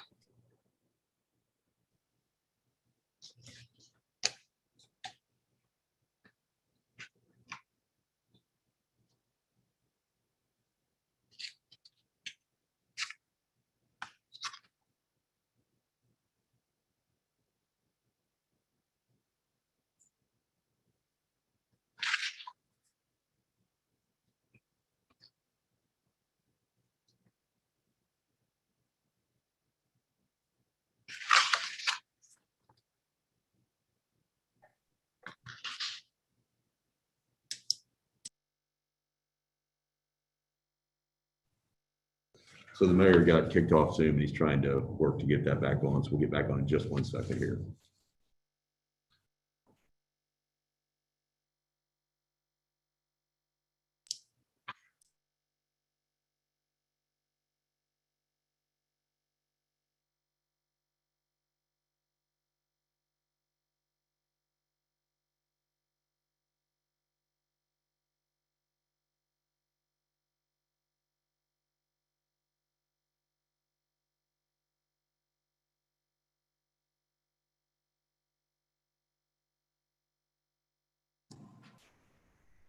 Okay, I think I'm back. All right, so the question on the floor was, Councilwoman Nice, would you agree that your motion also includes the acceptance of the easement? That is what Amy asked of us. Yes. Okay. Then we may proceed with the motion and the vote. Looks like we already have a motion and a second. Cast your votes. Passes unanimously. All right. That brings us to item 9D. This is an ordinance on final hearing that was recommended for approval. It is at 221 West Wilshire Boulevard, going from SPUD 240 to SPUD 1296. And we have Leo Hansen, Councilwoman Nice, who has signed up to speak for the applicant. Here's the applicant. Okay, I would like to hear from Mr. Hanson. Good morning, Mr. Hanson. I know I was supposed to give you a call this morning. It was a little crazy around here, but please explain what you have going on with this, please. Yes, it's nice to meet you, and congratulations again on your on becoming the member of Ward 7 again. And for just being here, huh? Yeah. This is great. But yeah, essentially it's the same. There's no changes to the SPUD other than we just added the one intended use, which is horticulture. And so nothing has changed and will change other than the intended use. Okay. I'm looking at the area and I'm very familiar with the area, and my only concern, which I have been talked through, is the fact that this sits in very close proximity to a childcare. That's the only thing that worries me. I'm comfortable with the location of it being in an industrial type area.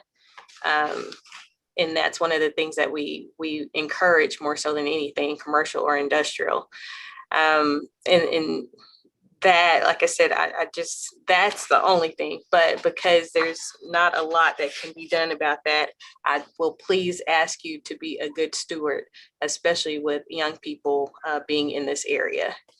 Yes, ma'am. Yes, we will definitely do that. And we've taken several security precautions, and there's no advertising within that. We've asked our tenants to be very mindful of that, and we've put in, like I said, extra security, carbon filters, and yeah, we'll be we own the building.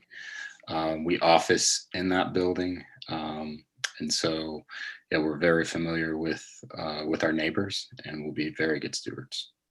Okay, I appreciate that. I'll be coming to check too. Okay, that would be great. Yeah, we'd love to see you. Yeah, that'd be awesome. Any other council members, do you have any questions pertaining to this?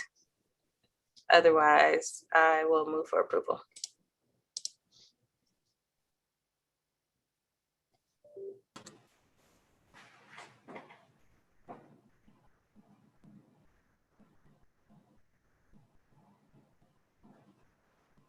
We have a motion and a second. Cast your votes.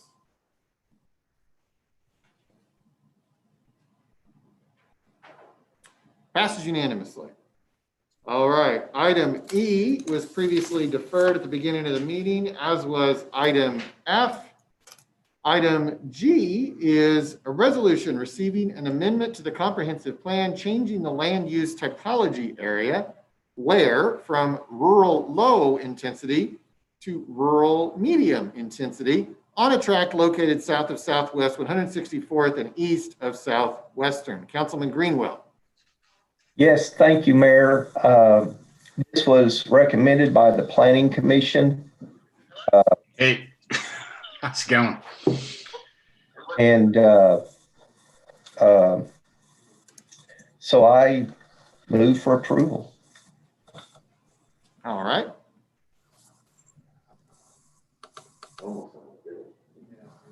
Got a motion and a second. Cast your votes.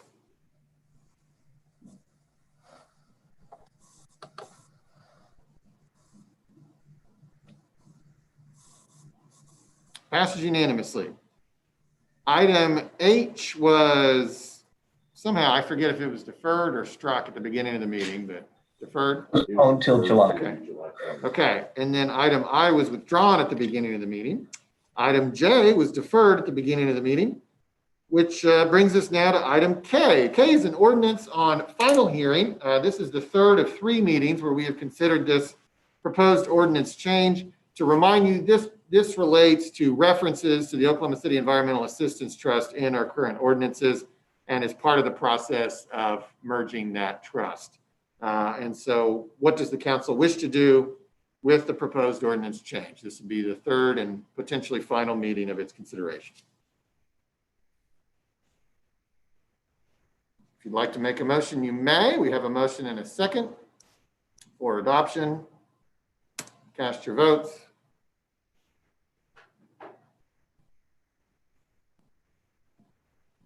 Passes unanimously. All right, item 9L. This is an ordinance to be introduced today, set for public hearing on April 27th and potential final consideration on May 11th.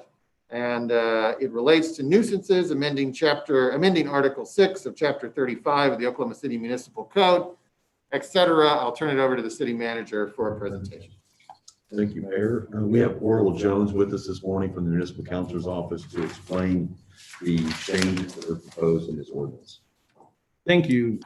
The ordinance is based on the nuisance abatement process whereby cars that are used in police car chases, in drive-by shootings, used for prostitution activity, or that are used for speed contests are seized temporarily for a period of 90 days. This is a nuisance abatement process.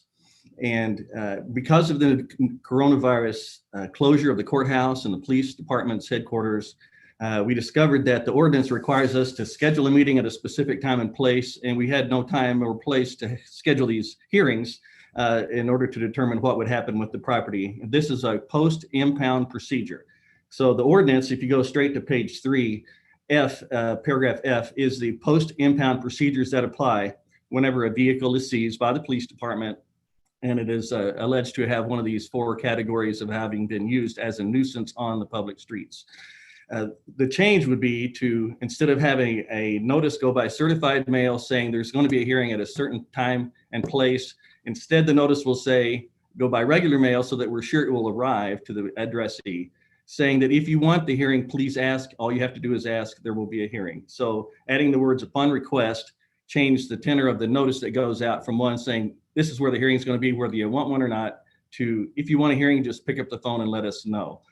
To be clear, we have had no hearings for years involving people that actually come and try to repossess these vehicles. Although in the course of the 15 years that the ordinance has been in place, there have been several hearings that occurred. Several vehicles have been returned when the hearing officer determined that the hearing, as a result of the hearing, that the ordinance did not require us to hold the vehicle. So all we're asking today is this be introduced and then have the public hearing and the adoption whereby we can send the notice, always have the hearing if anybody wants one, but not schedule a hearing when nobody wants one. Be happy to answer any questions. Any questions for Orville? Oh, am I hearing this correctly, that this is literally just to make it where the default is in these instances, a hearing will exist regardless of whether the person wants it or not, and they would have access to it if they do? Is that what I'm understanding? The current procedure is the hearing exists regardless of whether anybody wants it or not. And we actually have a hearing convene where a police major looks at a police sergeant and they talk to each other, and then the hearing is concluded because the person who's actually there, I mean, the person with the real interest in the vehicle has shown no interest in the vehicle. Typically, these vehicles are what we call throwdown vehicles. They're not intended to survive the car chase. But in other instances, we almost always return the vehicle back to a parent. For example, in car chase cases, very often it's a kid with a Mustang and he can't wait to drive it fast.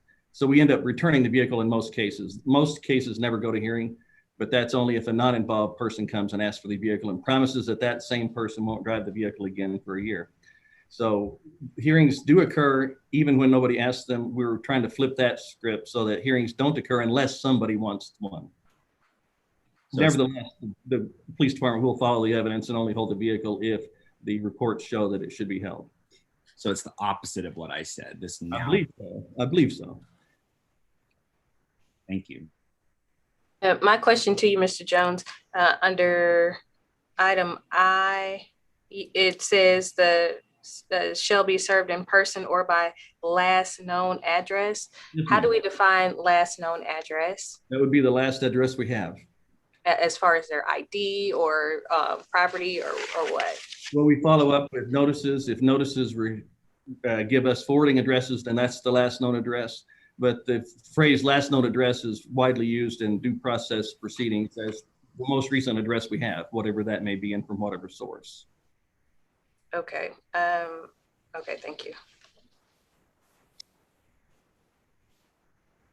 All right. Well, what does the council wish to do? Today is this introduction of the potential ordinance change.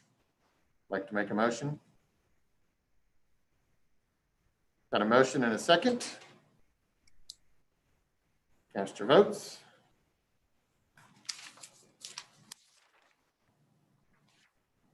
Passes unanimously. There'll be a public hearing on this on April 27th and potential final hearing on May 11th. All right, item 9M is the public hearing regarding the dilapidated structures here listed.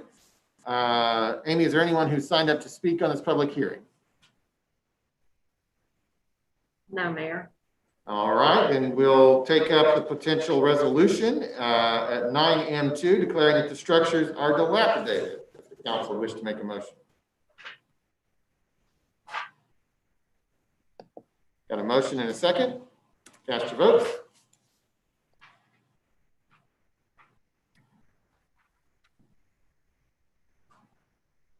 Passes unanimously. 9N1 is the public hearing for the unsecured structures here listed, except for those that were struck at the beginning of the meeting. Amy, has anyone signed up to speak under this public hearing? Yes, Mayor. Okay. No, they're No, not. yeah, what a. All right. Well, we all got so excited that we were finally going to have somebody come and speak. All right. Well, having no speakers for this public hearing, I would turn to the resolution found at 9N2, declaring that the structures are unsecured. We have a motion and a second. Cast your votes. Passes unanimously. All right, 901 is the public hearing for the abandoned buildings here listed, except for those struck at the beginning of the meeting. Amy, has anyone signed up to speak under this public hearing? No, Mayor. All right, that will turn to the resolution at 902, declaring that the buildings are abandoned.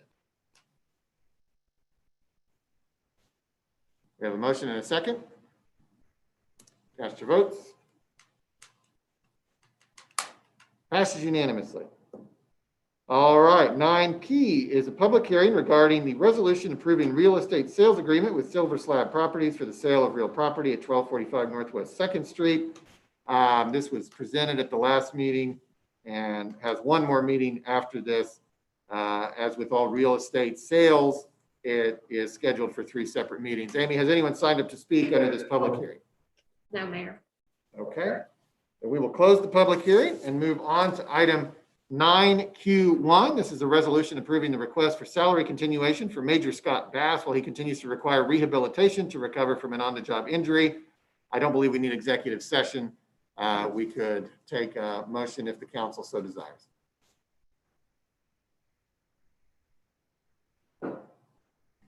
We have a motion and a second. Cast your votes. Passes unanimously. All right, 9R. The next 3 items will be votes to go into executive session. We will, should those pass, we will handle that at the conclusion of our other business. 9R is to enter into executive session on advice of the municipal councillor to receive confidential communications concerning the case styled Fugit v. City of OKC. Is there a motion to go into executive session on this topic? We have a motion and a second. Cast your votes.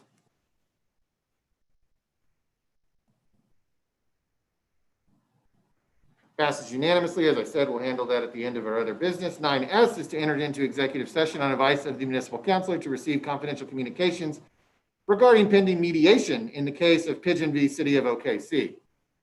Is there a motion to go into executive session? We have a motion and a second. Cast your votes.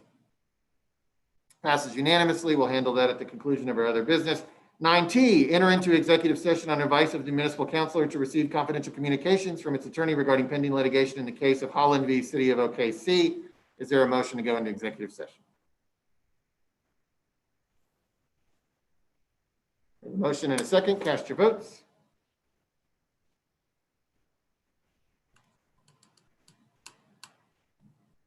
I'm gonna have to vote for, like, I vote yes, please.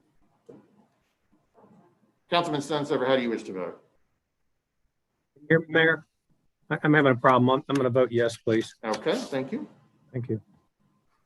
All right, passes unanimously. We'll handle that at the conclusion of our other business. 9U1, claims recommended for denial. There is only one. Don't believe we need executive session. Is there a motion to deny the claim?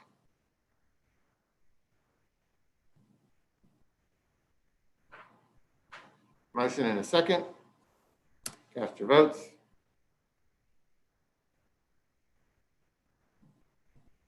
Are you still having a challenge, Councilman Stunsifer? No, you're good? Okay. Passes unanimously. 10A1 is claims recommended for approval. There are items A through D we could take with one motion. Don't believe we need executive session. Is there a motion to so approve? Got a motion and a second. Cast your votes.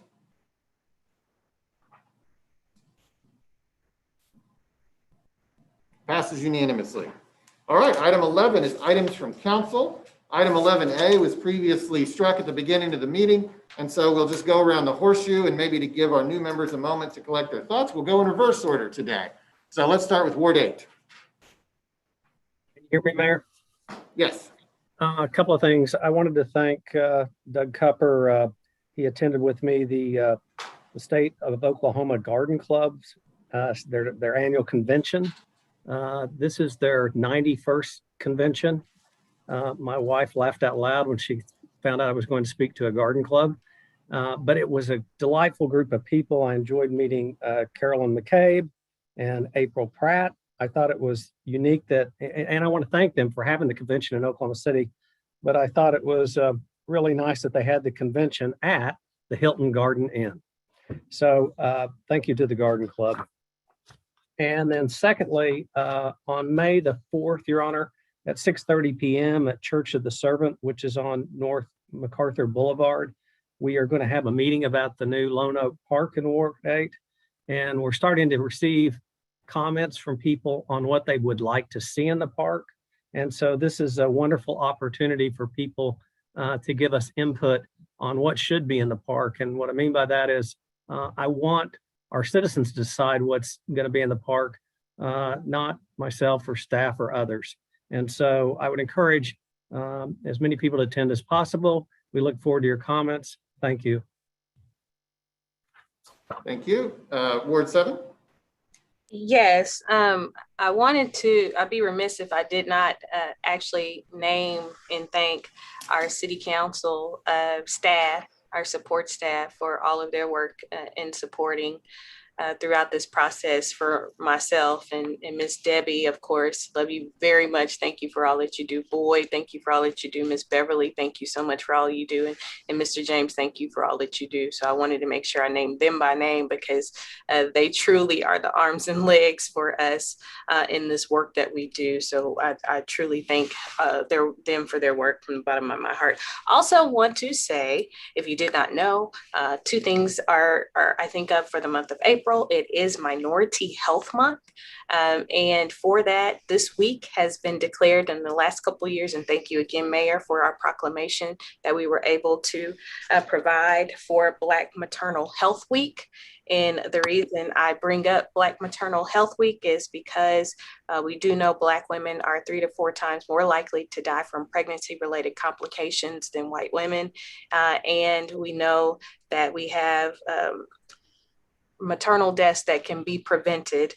And we want to bring awareness to what happens when we have disparities in health access.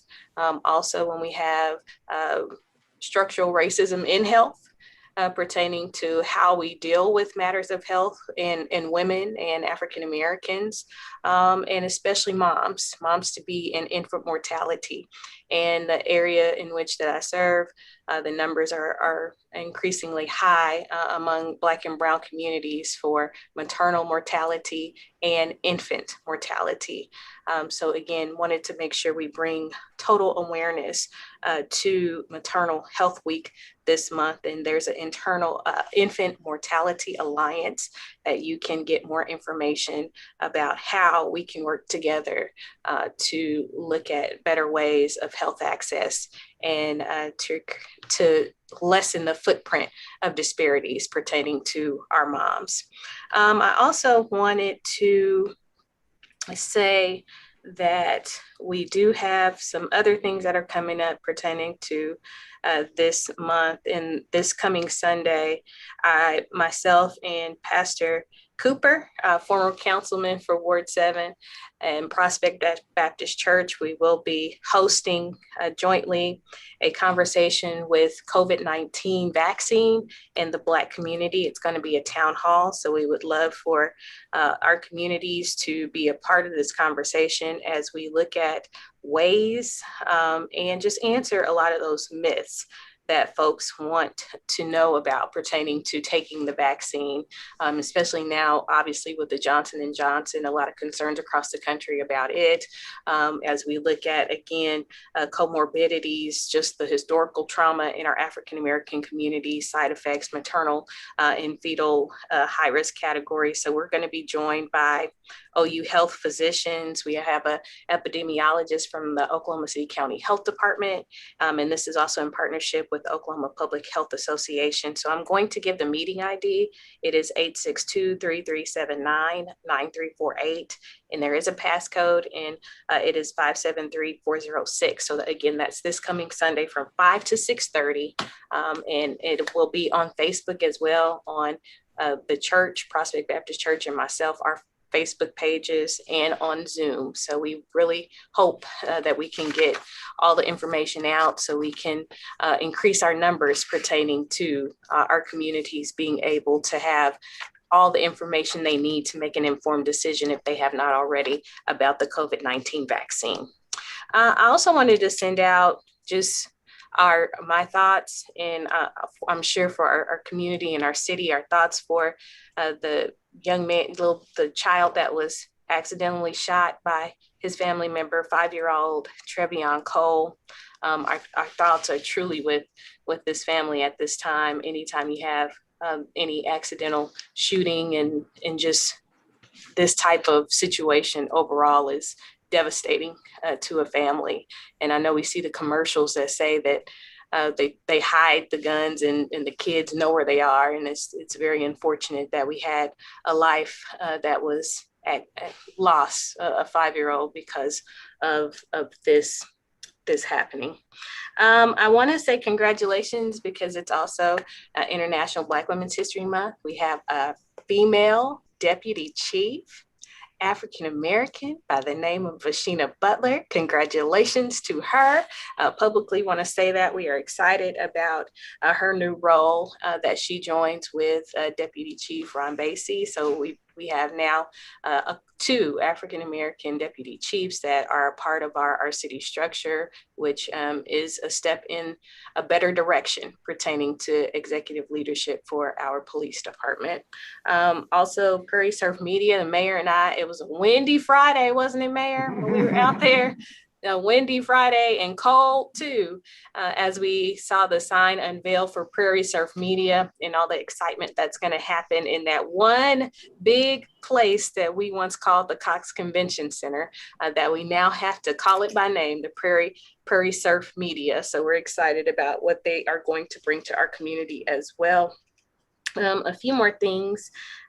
invited to the Kite Festival. I want to thank Miss Camille of the Nappy Roots Bookstore for this past Saturday. There was a kite festival for the kids for social justice and liberation, and the kids were making kites and flying them around. And right across the street at the Northeast Community and Cultural Center, there was TP snow cones, and someone asked why if this was a fundraiser, and the young lady's raising money for STEM camp so she can go to science camp this summer and making snow cones and raising that money for it. So congratulations to her in what she's doing.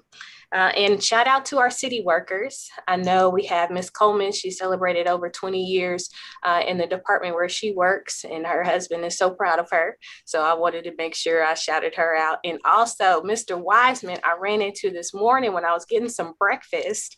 So they were out and about, our city workers doing their jobs and enjoying just seeing them in the process of me getting my breakfast to come here this morning.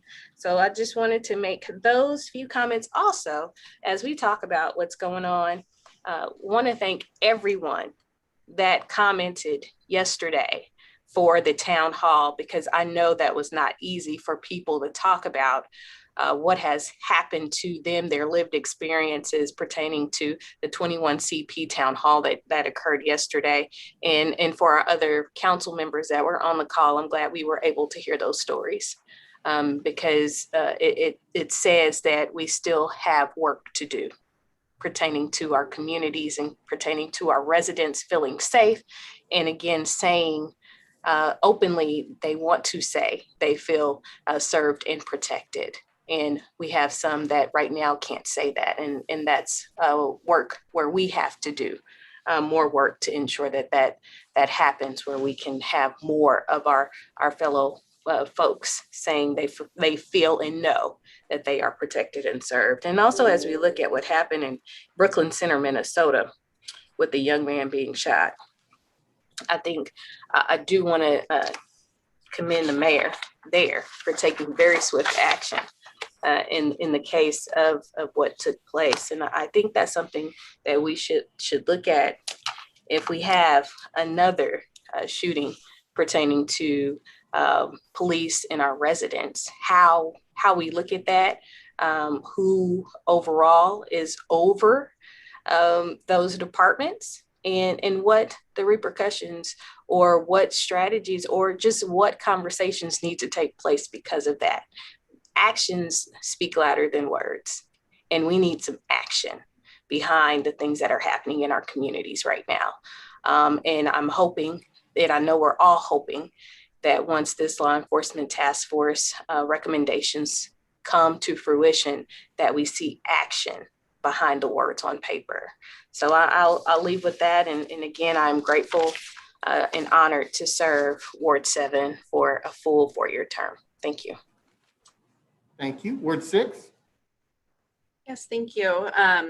Yeah, we'll start off by saying congratulations and welcome, or I guess congratulations and welcome back, I suppose, to Councilwoman Nyes and Councilman Stone, but then to the 2 new councilors, just welcome and congratulations on your election. I'll just echo Councilman Nyes's thoughts about last night's town hall. I appreciate 21 CP pulling that together and putting it on, and working to find ways to make it as accessible as possible for our residents. And just we'll also echo Councilman Nyes's thoughts about just thank you to all the folks who called in and shared their stories. I know I talked with a few people who did not feel safe or comfortable calling in, and so they will be hopefully providing their stories to 21 CP through the email or text line that they have set up, because it really does speak to, we know in data, we have the data, we know the issues, but really putting the flesh and blood to those stories and seeing how those interactions ripple throughout the community and throughout the wellness and well-being of the residents of our city.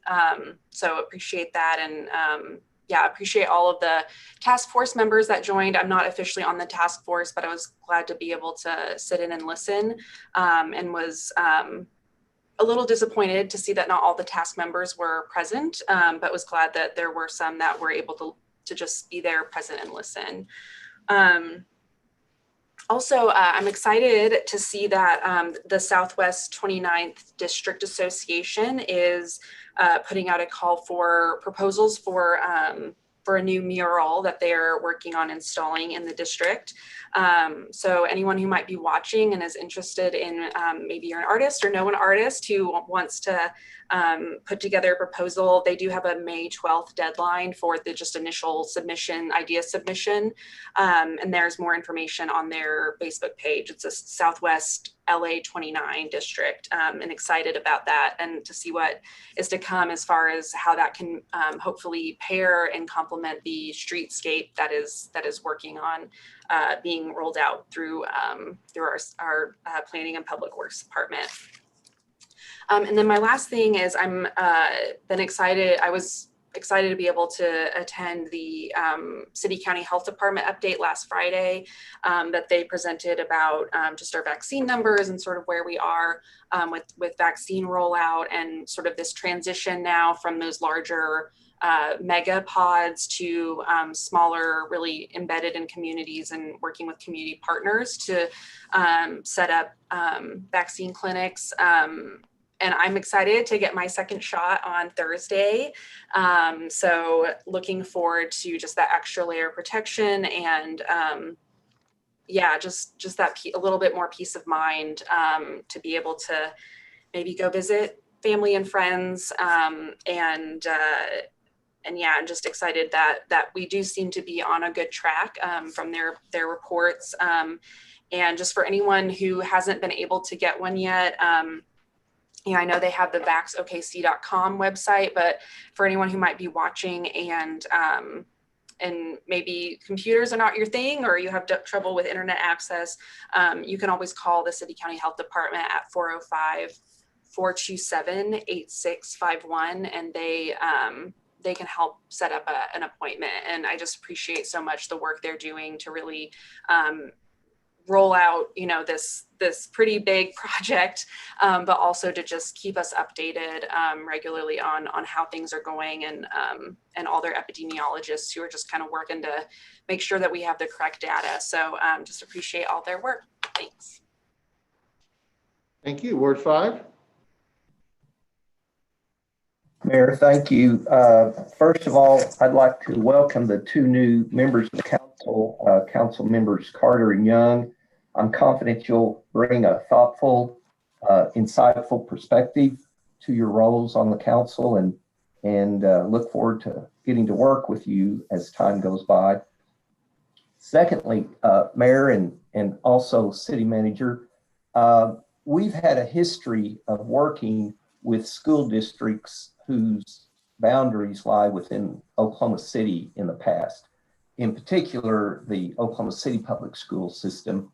And sometimes that's been financial assistance, but many times it's just been offering expertise and experience in financial management, internal audit. Even our public works individuals have been involved at times assisting the Oklahoma City Public Schools. And it sounds like one of our school districts, Western Heights, certainly could use some assistance right now. Last week, they were notified, my understanding, that they were placed on probation by the state board of school districts, state education board.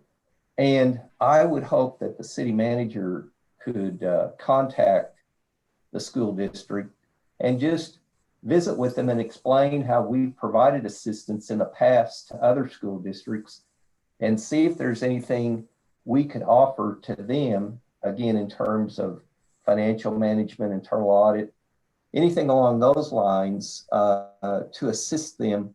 And I think they've got a 90-day window to demonstrate some improvement. And, when we focus on the almost 3,000 students, the faculty, and the staff within the Western Heights School District, I just hope we can come in and offer some assistance to them. And really, if you think about it, who else other than the city where a school district lies, who else is available to assist in situations like this? So I hope we can contact them and see what assistance we can provide them. Thank you. Okay, thank you. Ward 4.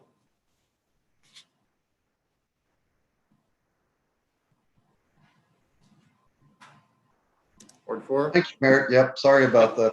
No worries. Couldn't unmute fast enough.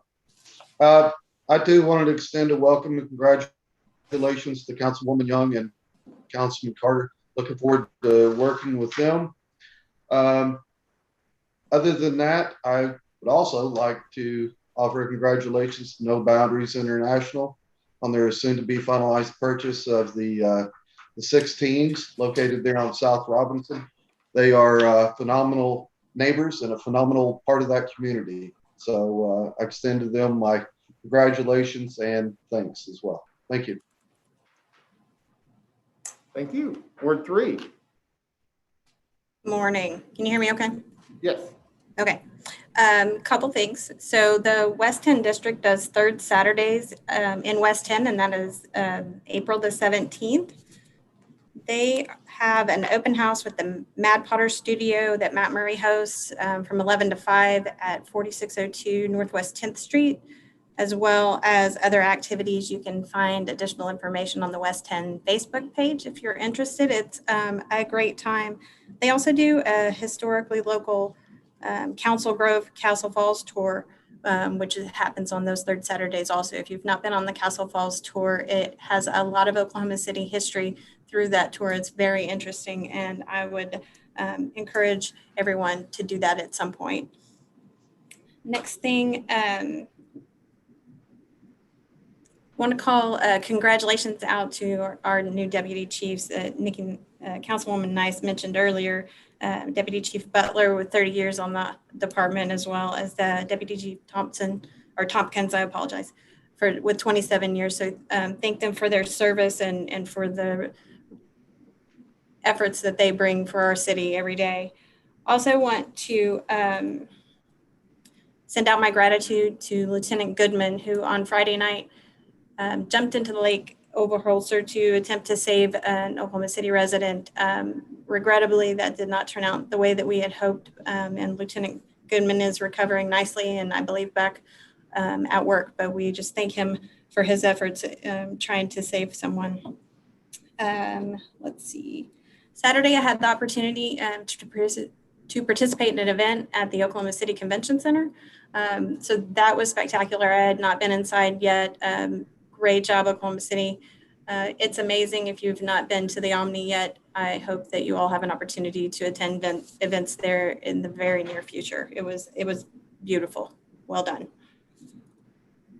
And then lastly, I just want to say that I was on the call last night for the community policing with the task force, and I look forward to working with council and 21CP, as well as the Oklahoma City Police Department, to improve our relations with the city and to provide the needed, all of the support that our officers need as well. So I look forward to working with everybody on that.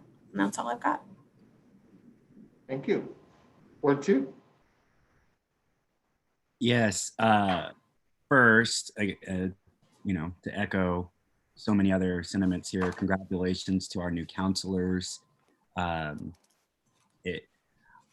Breathe is all the advice I can give you. As I mentioned with Councillor Young in our phone call, I remember when Councilwoman Hammond and I won in February of 19, and we didn't take office until April of 19, and each of us had our full-time jobs, myself as a teacher, Joe Beth in mental health.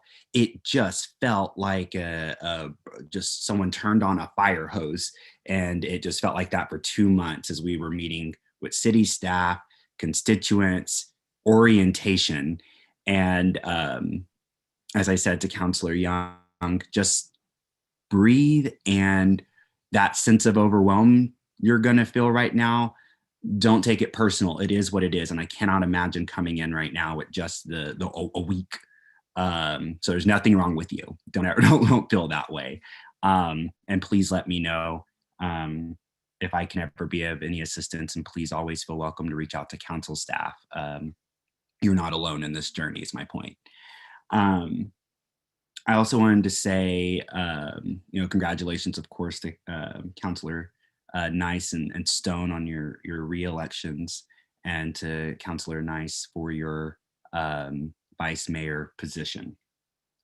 To our new deputy chiefs as well, congratulations. Thank you for your continued service. I also wanted to say thank you to Tower Theater. I had the honor of volunteering at Tower Theater on Saturday for their vaccination event. It was only supposed to be an hour because I just did not know what energy I was going to have on Saturday. And instead, I was there for I think 2.5 hours. And I just want to thank their staff. I want to thank everybody who came that day. It was really, really helpful to kind of get out of my own head and responsibilities as a teacher and just be there to help others. It really was rejuvenating. If you have not, go visit Crown Heights Park. New sidewalks are underway right now.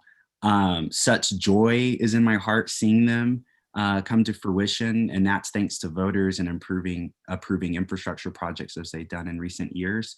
Very excited about those sidewalks. I would also say, if you haven't yet, and I bet a lot of us have, go visit our parks. Get out of the house. I was at Guy James Park last week. I actually had meetings virtually in Guy James Park last week, and some of them were tough meetings, but honestly, seeing lilac coloring the land is just beautiful in this shade of green right now that spring is giving us. Clear your head and just remember again, we are part of something much bigger than ourselves. And it's just so beautiful seeing people on walks with strollers, with dogs, headphones, families. Just go to our parks. And Ward 2 has some of the best. So just wanted to put that reminder out there. And I would also want to conclude with a couple things. One is, if you haven't seen it yet, there was a PBS NewsHour segment last night that's called, this is the headline, you can just Google this, but it was Minnesota enforces curfew, deploys National Guard after new police shooting sparks protest.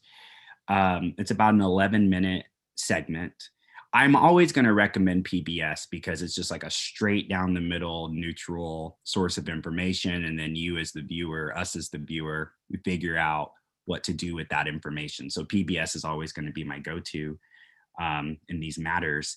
But you'll actually see more information about the young 20-year-old that died, and also the military service member who found themselves pepper sprayed. And then you're going to hear discussion afterwards from some folk about how we might meet this present moment. So that was something I watched last night. I can't recommend it enough. So again, PBS NewsHour, Minnesota enforces curfew, deploys National Guard after new police shooting sparks protest. And then Councillors Young and Hammond and Nice have already mentioned, I too attended yesterday evening's virtual town hall with our city's consultant, 21CP Solutions. I also want to thank Councillor Stone, who I saw on that call.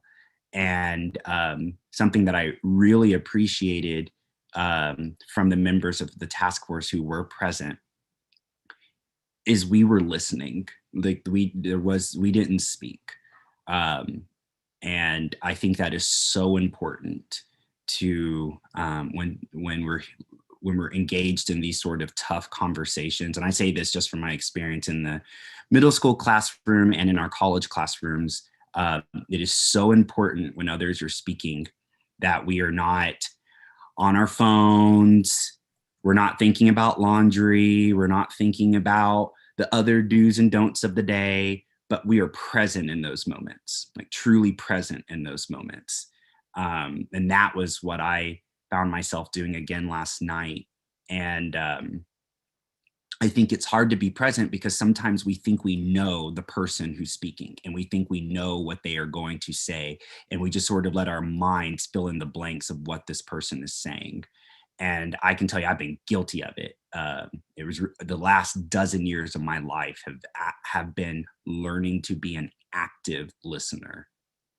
And it's a struggle. But last night I was, and I just want to thank all the residents who joined us last night, who spoke to their experiences.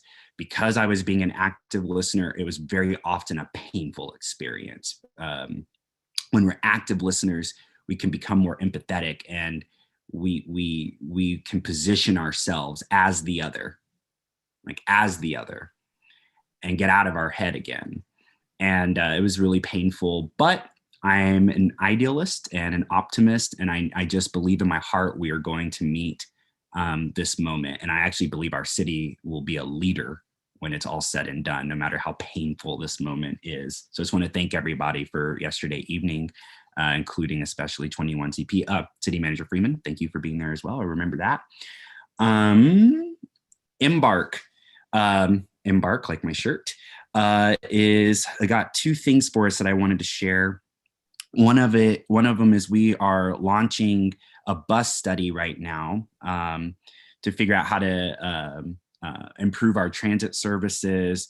And so there's a couple things for residents here. Number one is there is a website, okcmoves.org, and it opened on April 1st, my 39th birthday.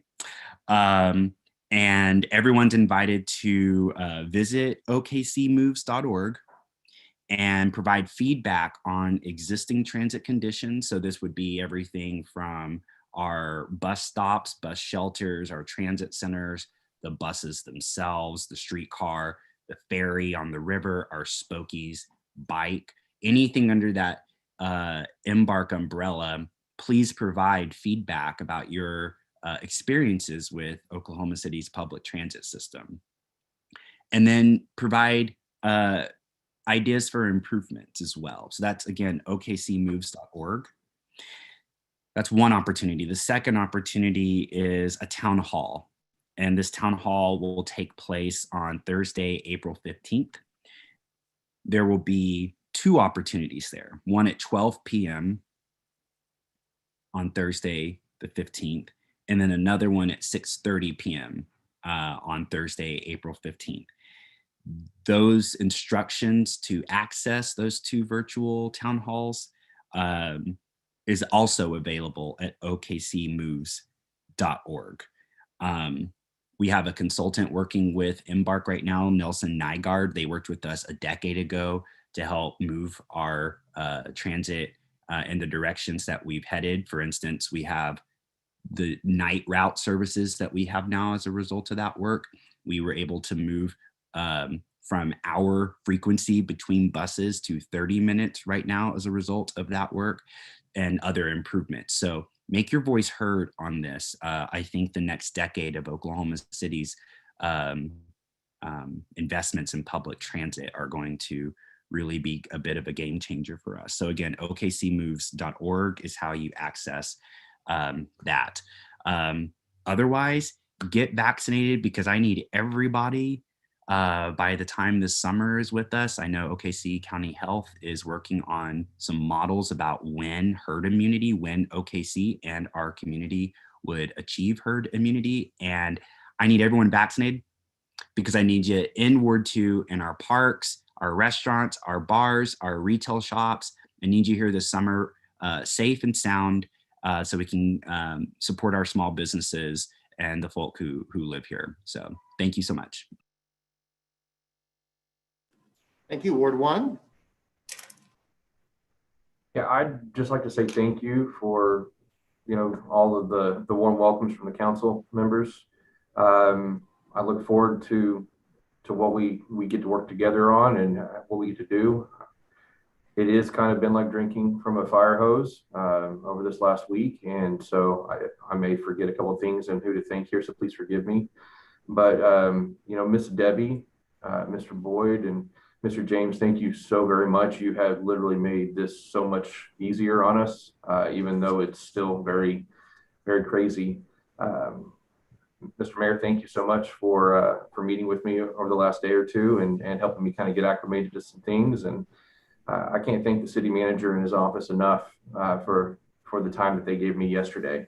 So I'm just looking forward to getting to work. I'm excited for where we have to go from here. And I just want to thank you for the opportunity and for all of the voters in Ward 1 who have put their faith and their trust in me. I will do my best to honor you and everything we have. And I'd also like to thank my family for really being behind me in this and just all the sacrifices they've made over the last 4 months to make this happen. So thank you guys so much, and let's get to work. Thank you. All right. Well, we will now move on to item 12, city manager reports. Mr. City Manager. Yes, sir. We don't have any presentations today. We do have 2 reports on, one being the claims and payroll, but then we also have the council priority on maintaining strong financial management. Information in the report. We're glad to answer any questions or to get with you later on if you have any follow-up, and that's all that I have. All right. We will move on now to item 13, citizens to be heard. We have 3 who've signed up to speak. Jeremy Moses on the line.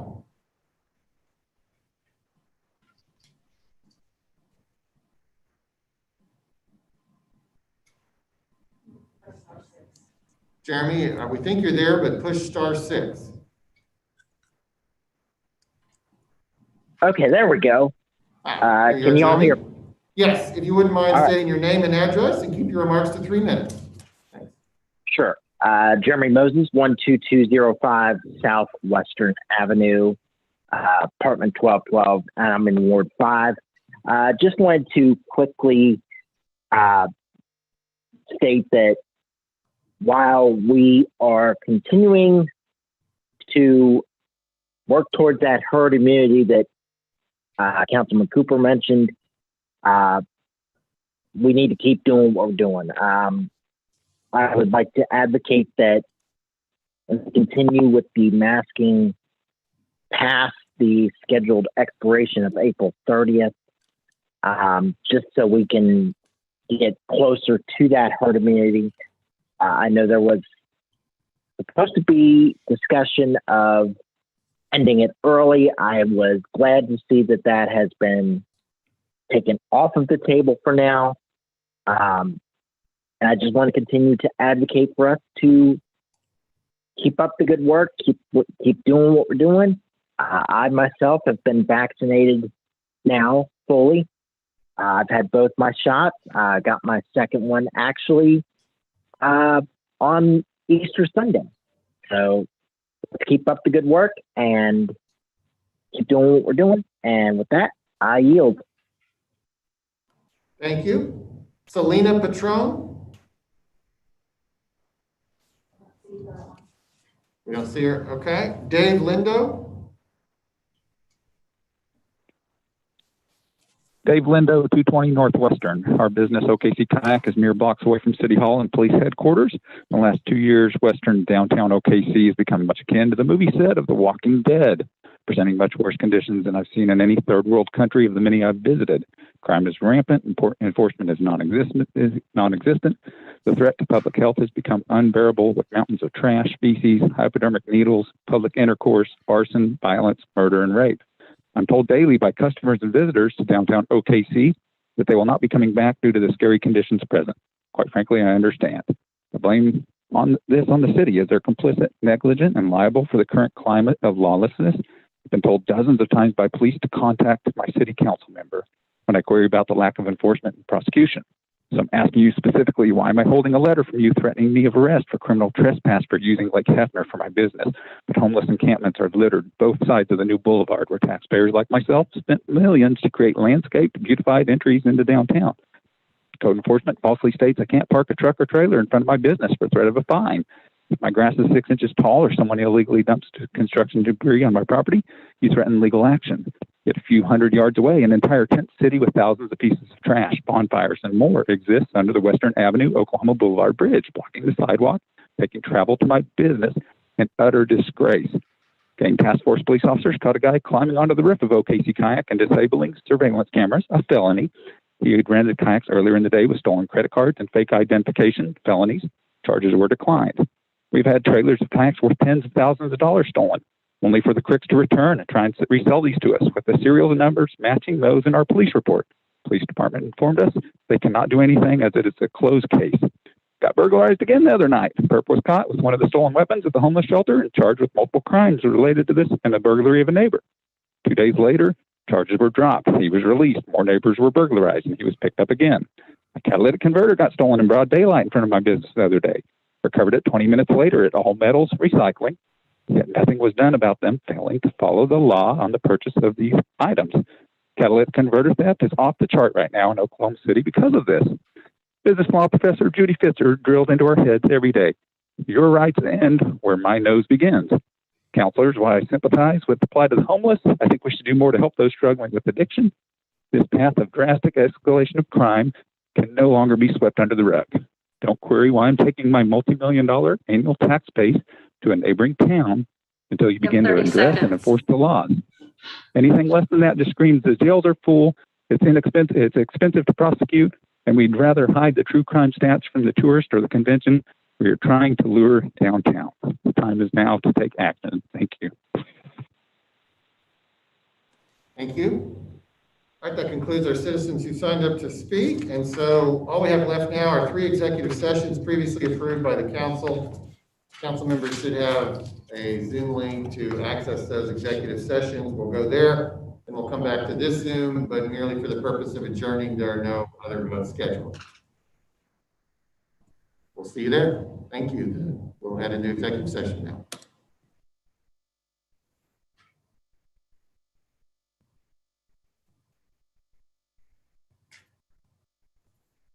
So I'm trying hard to do this and everything. Who's still on?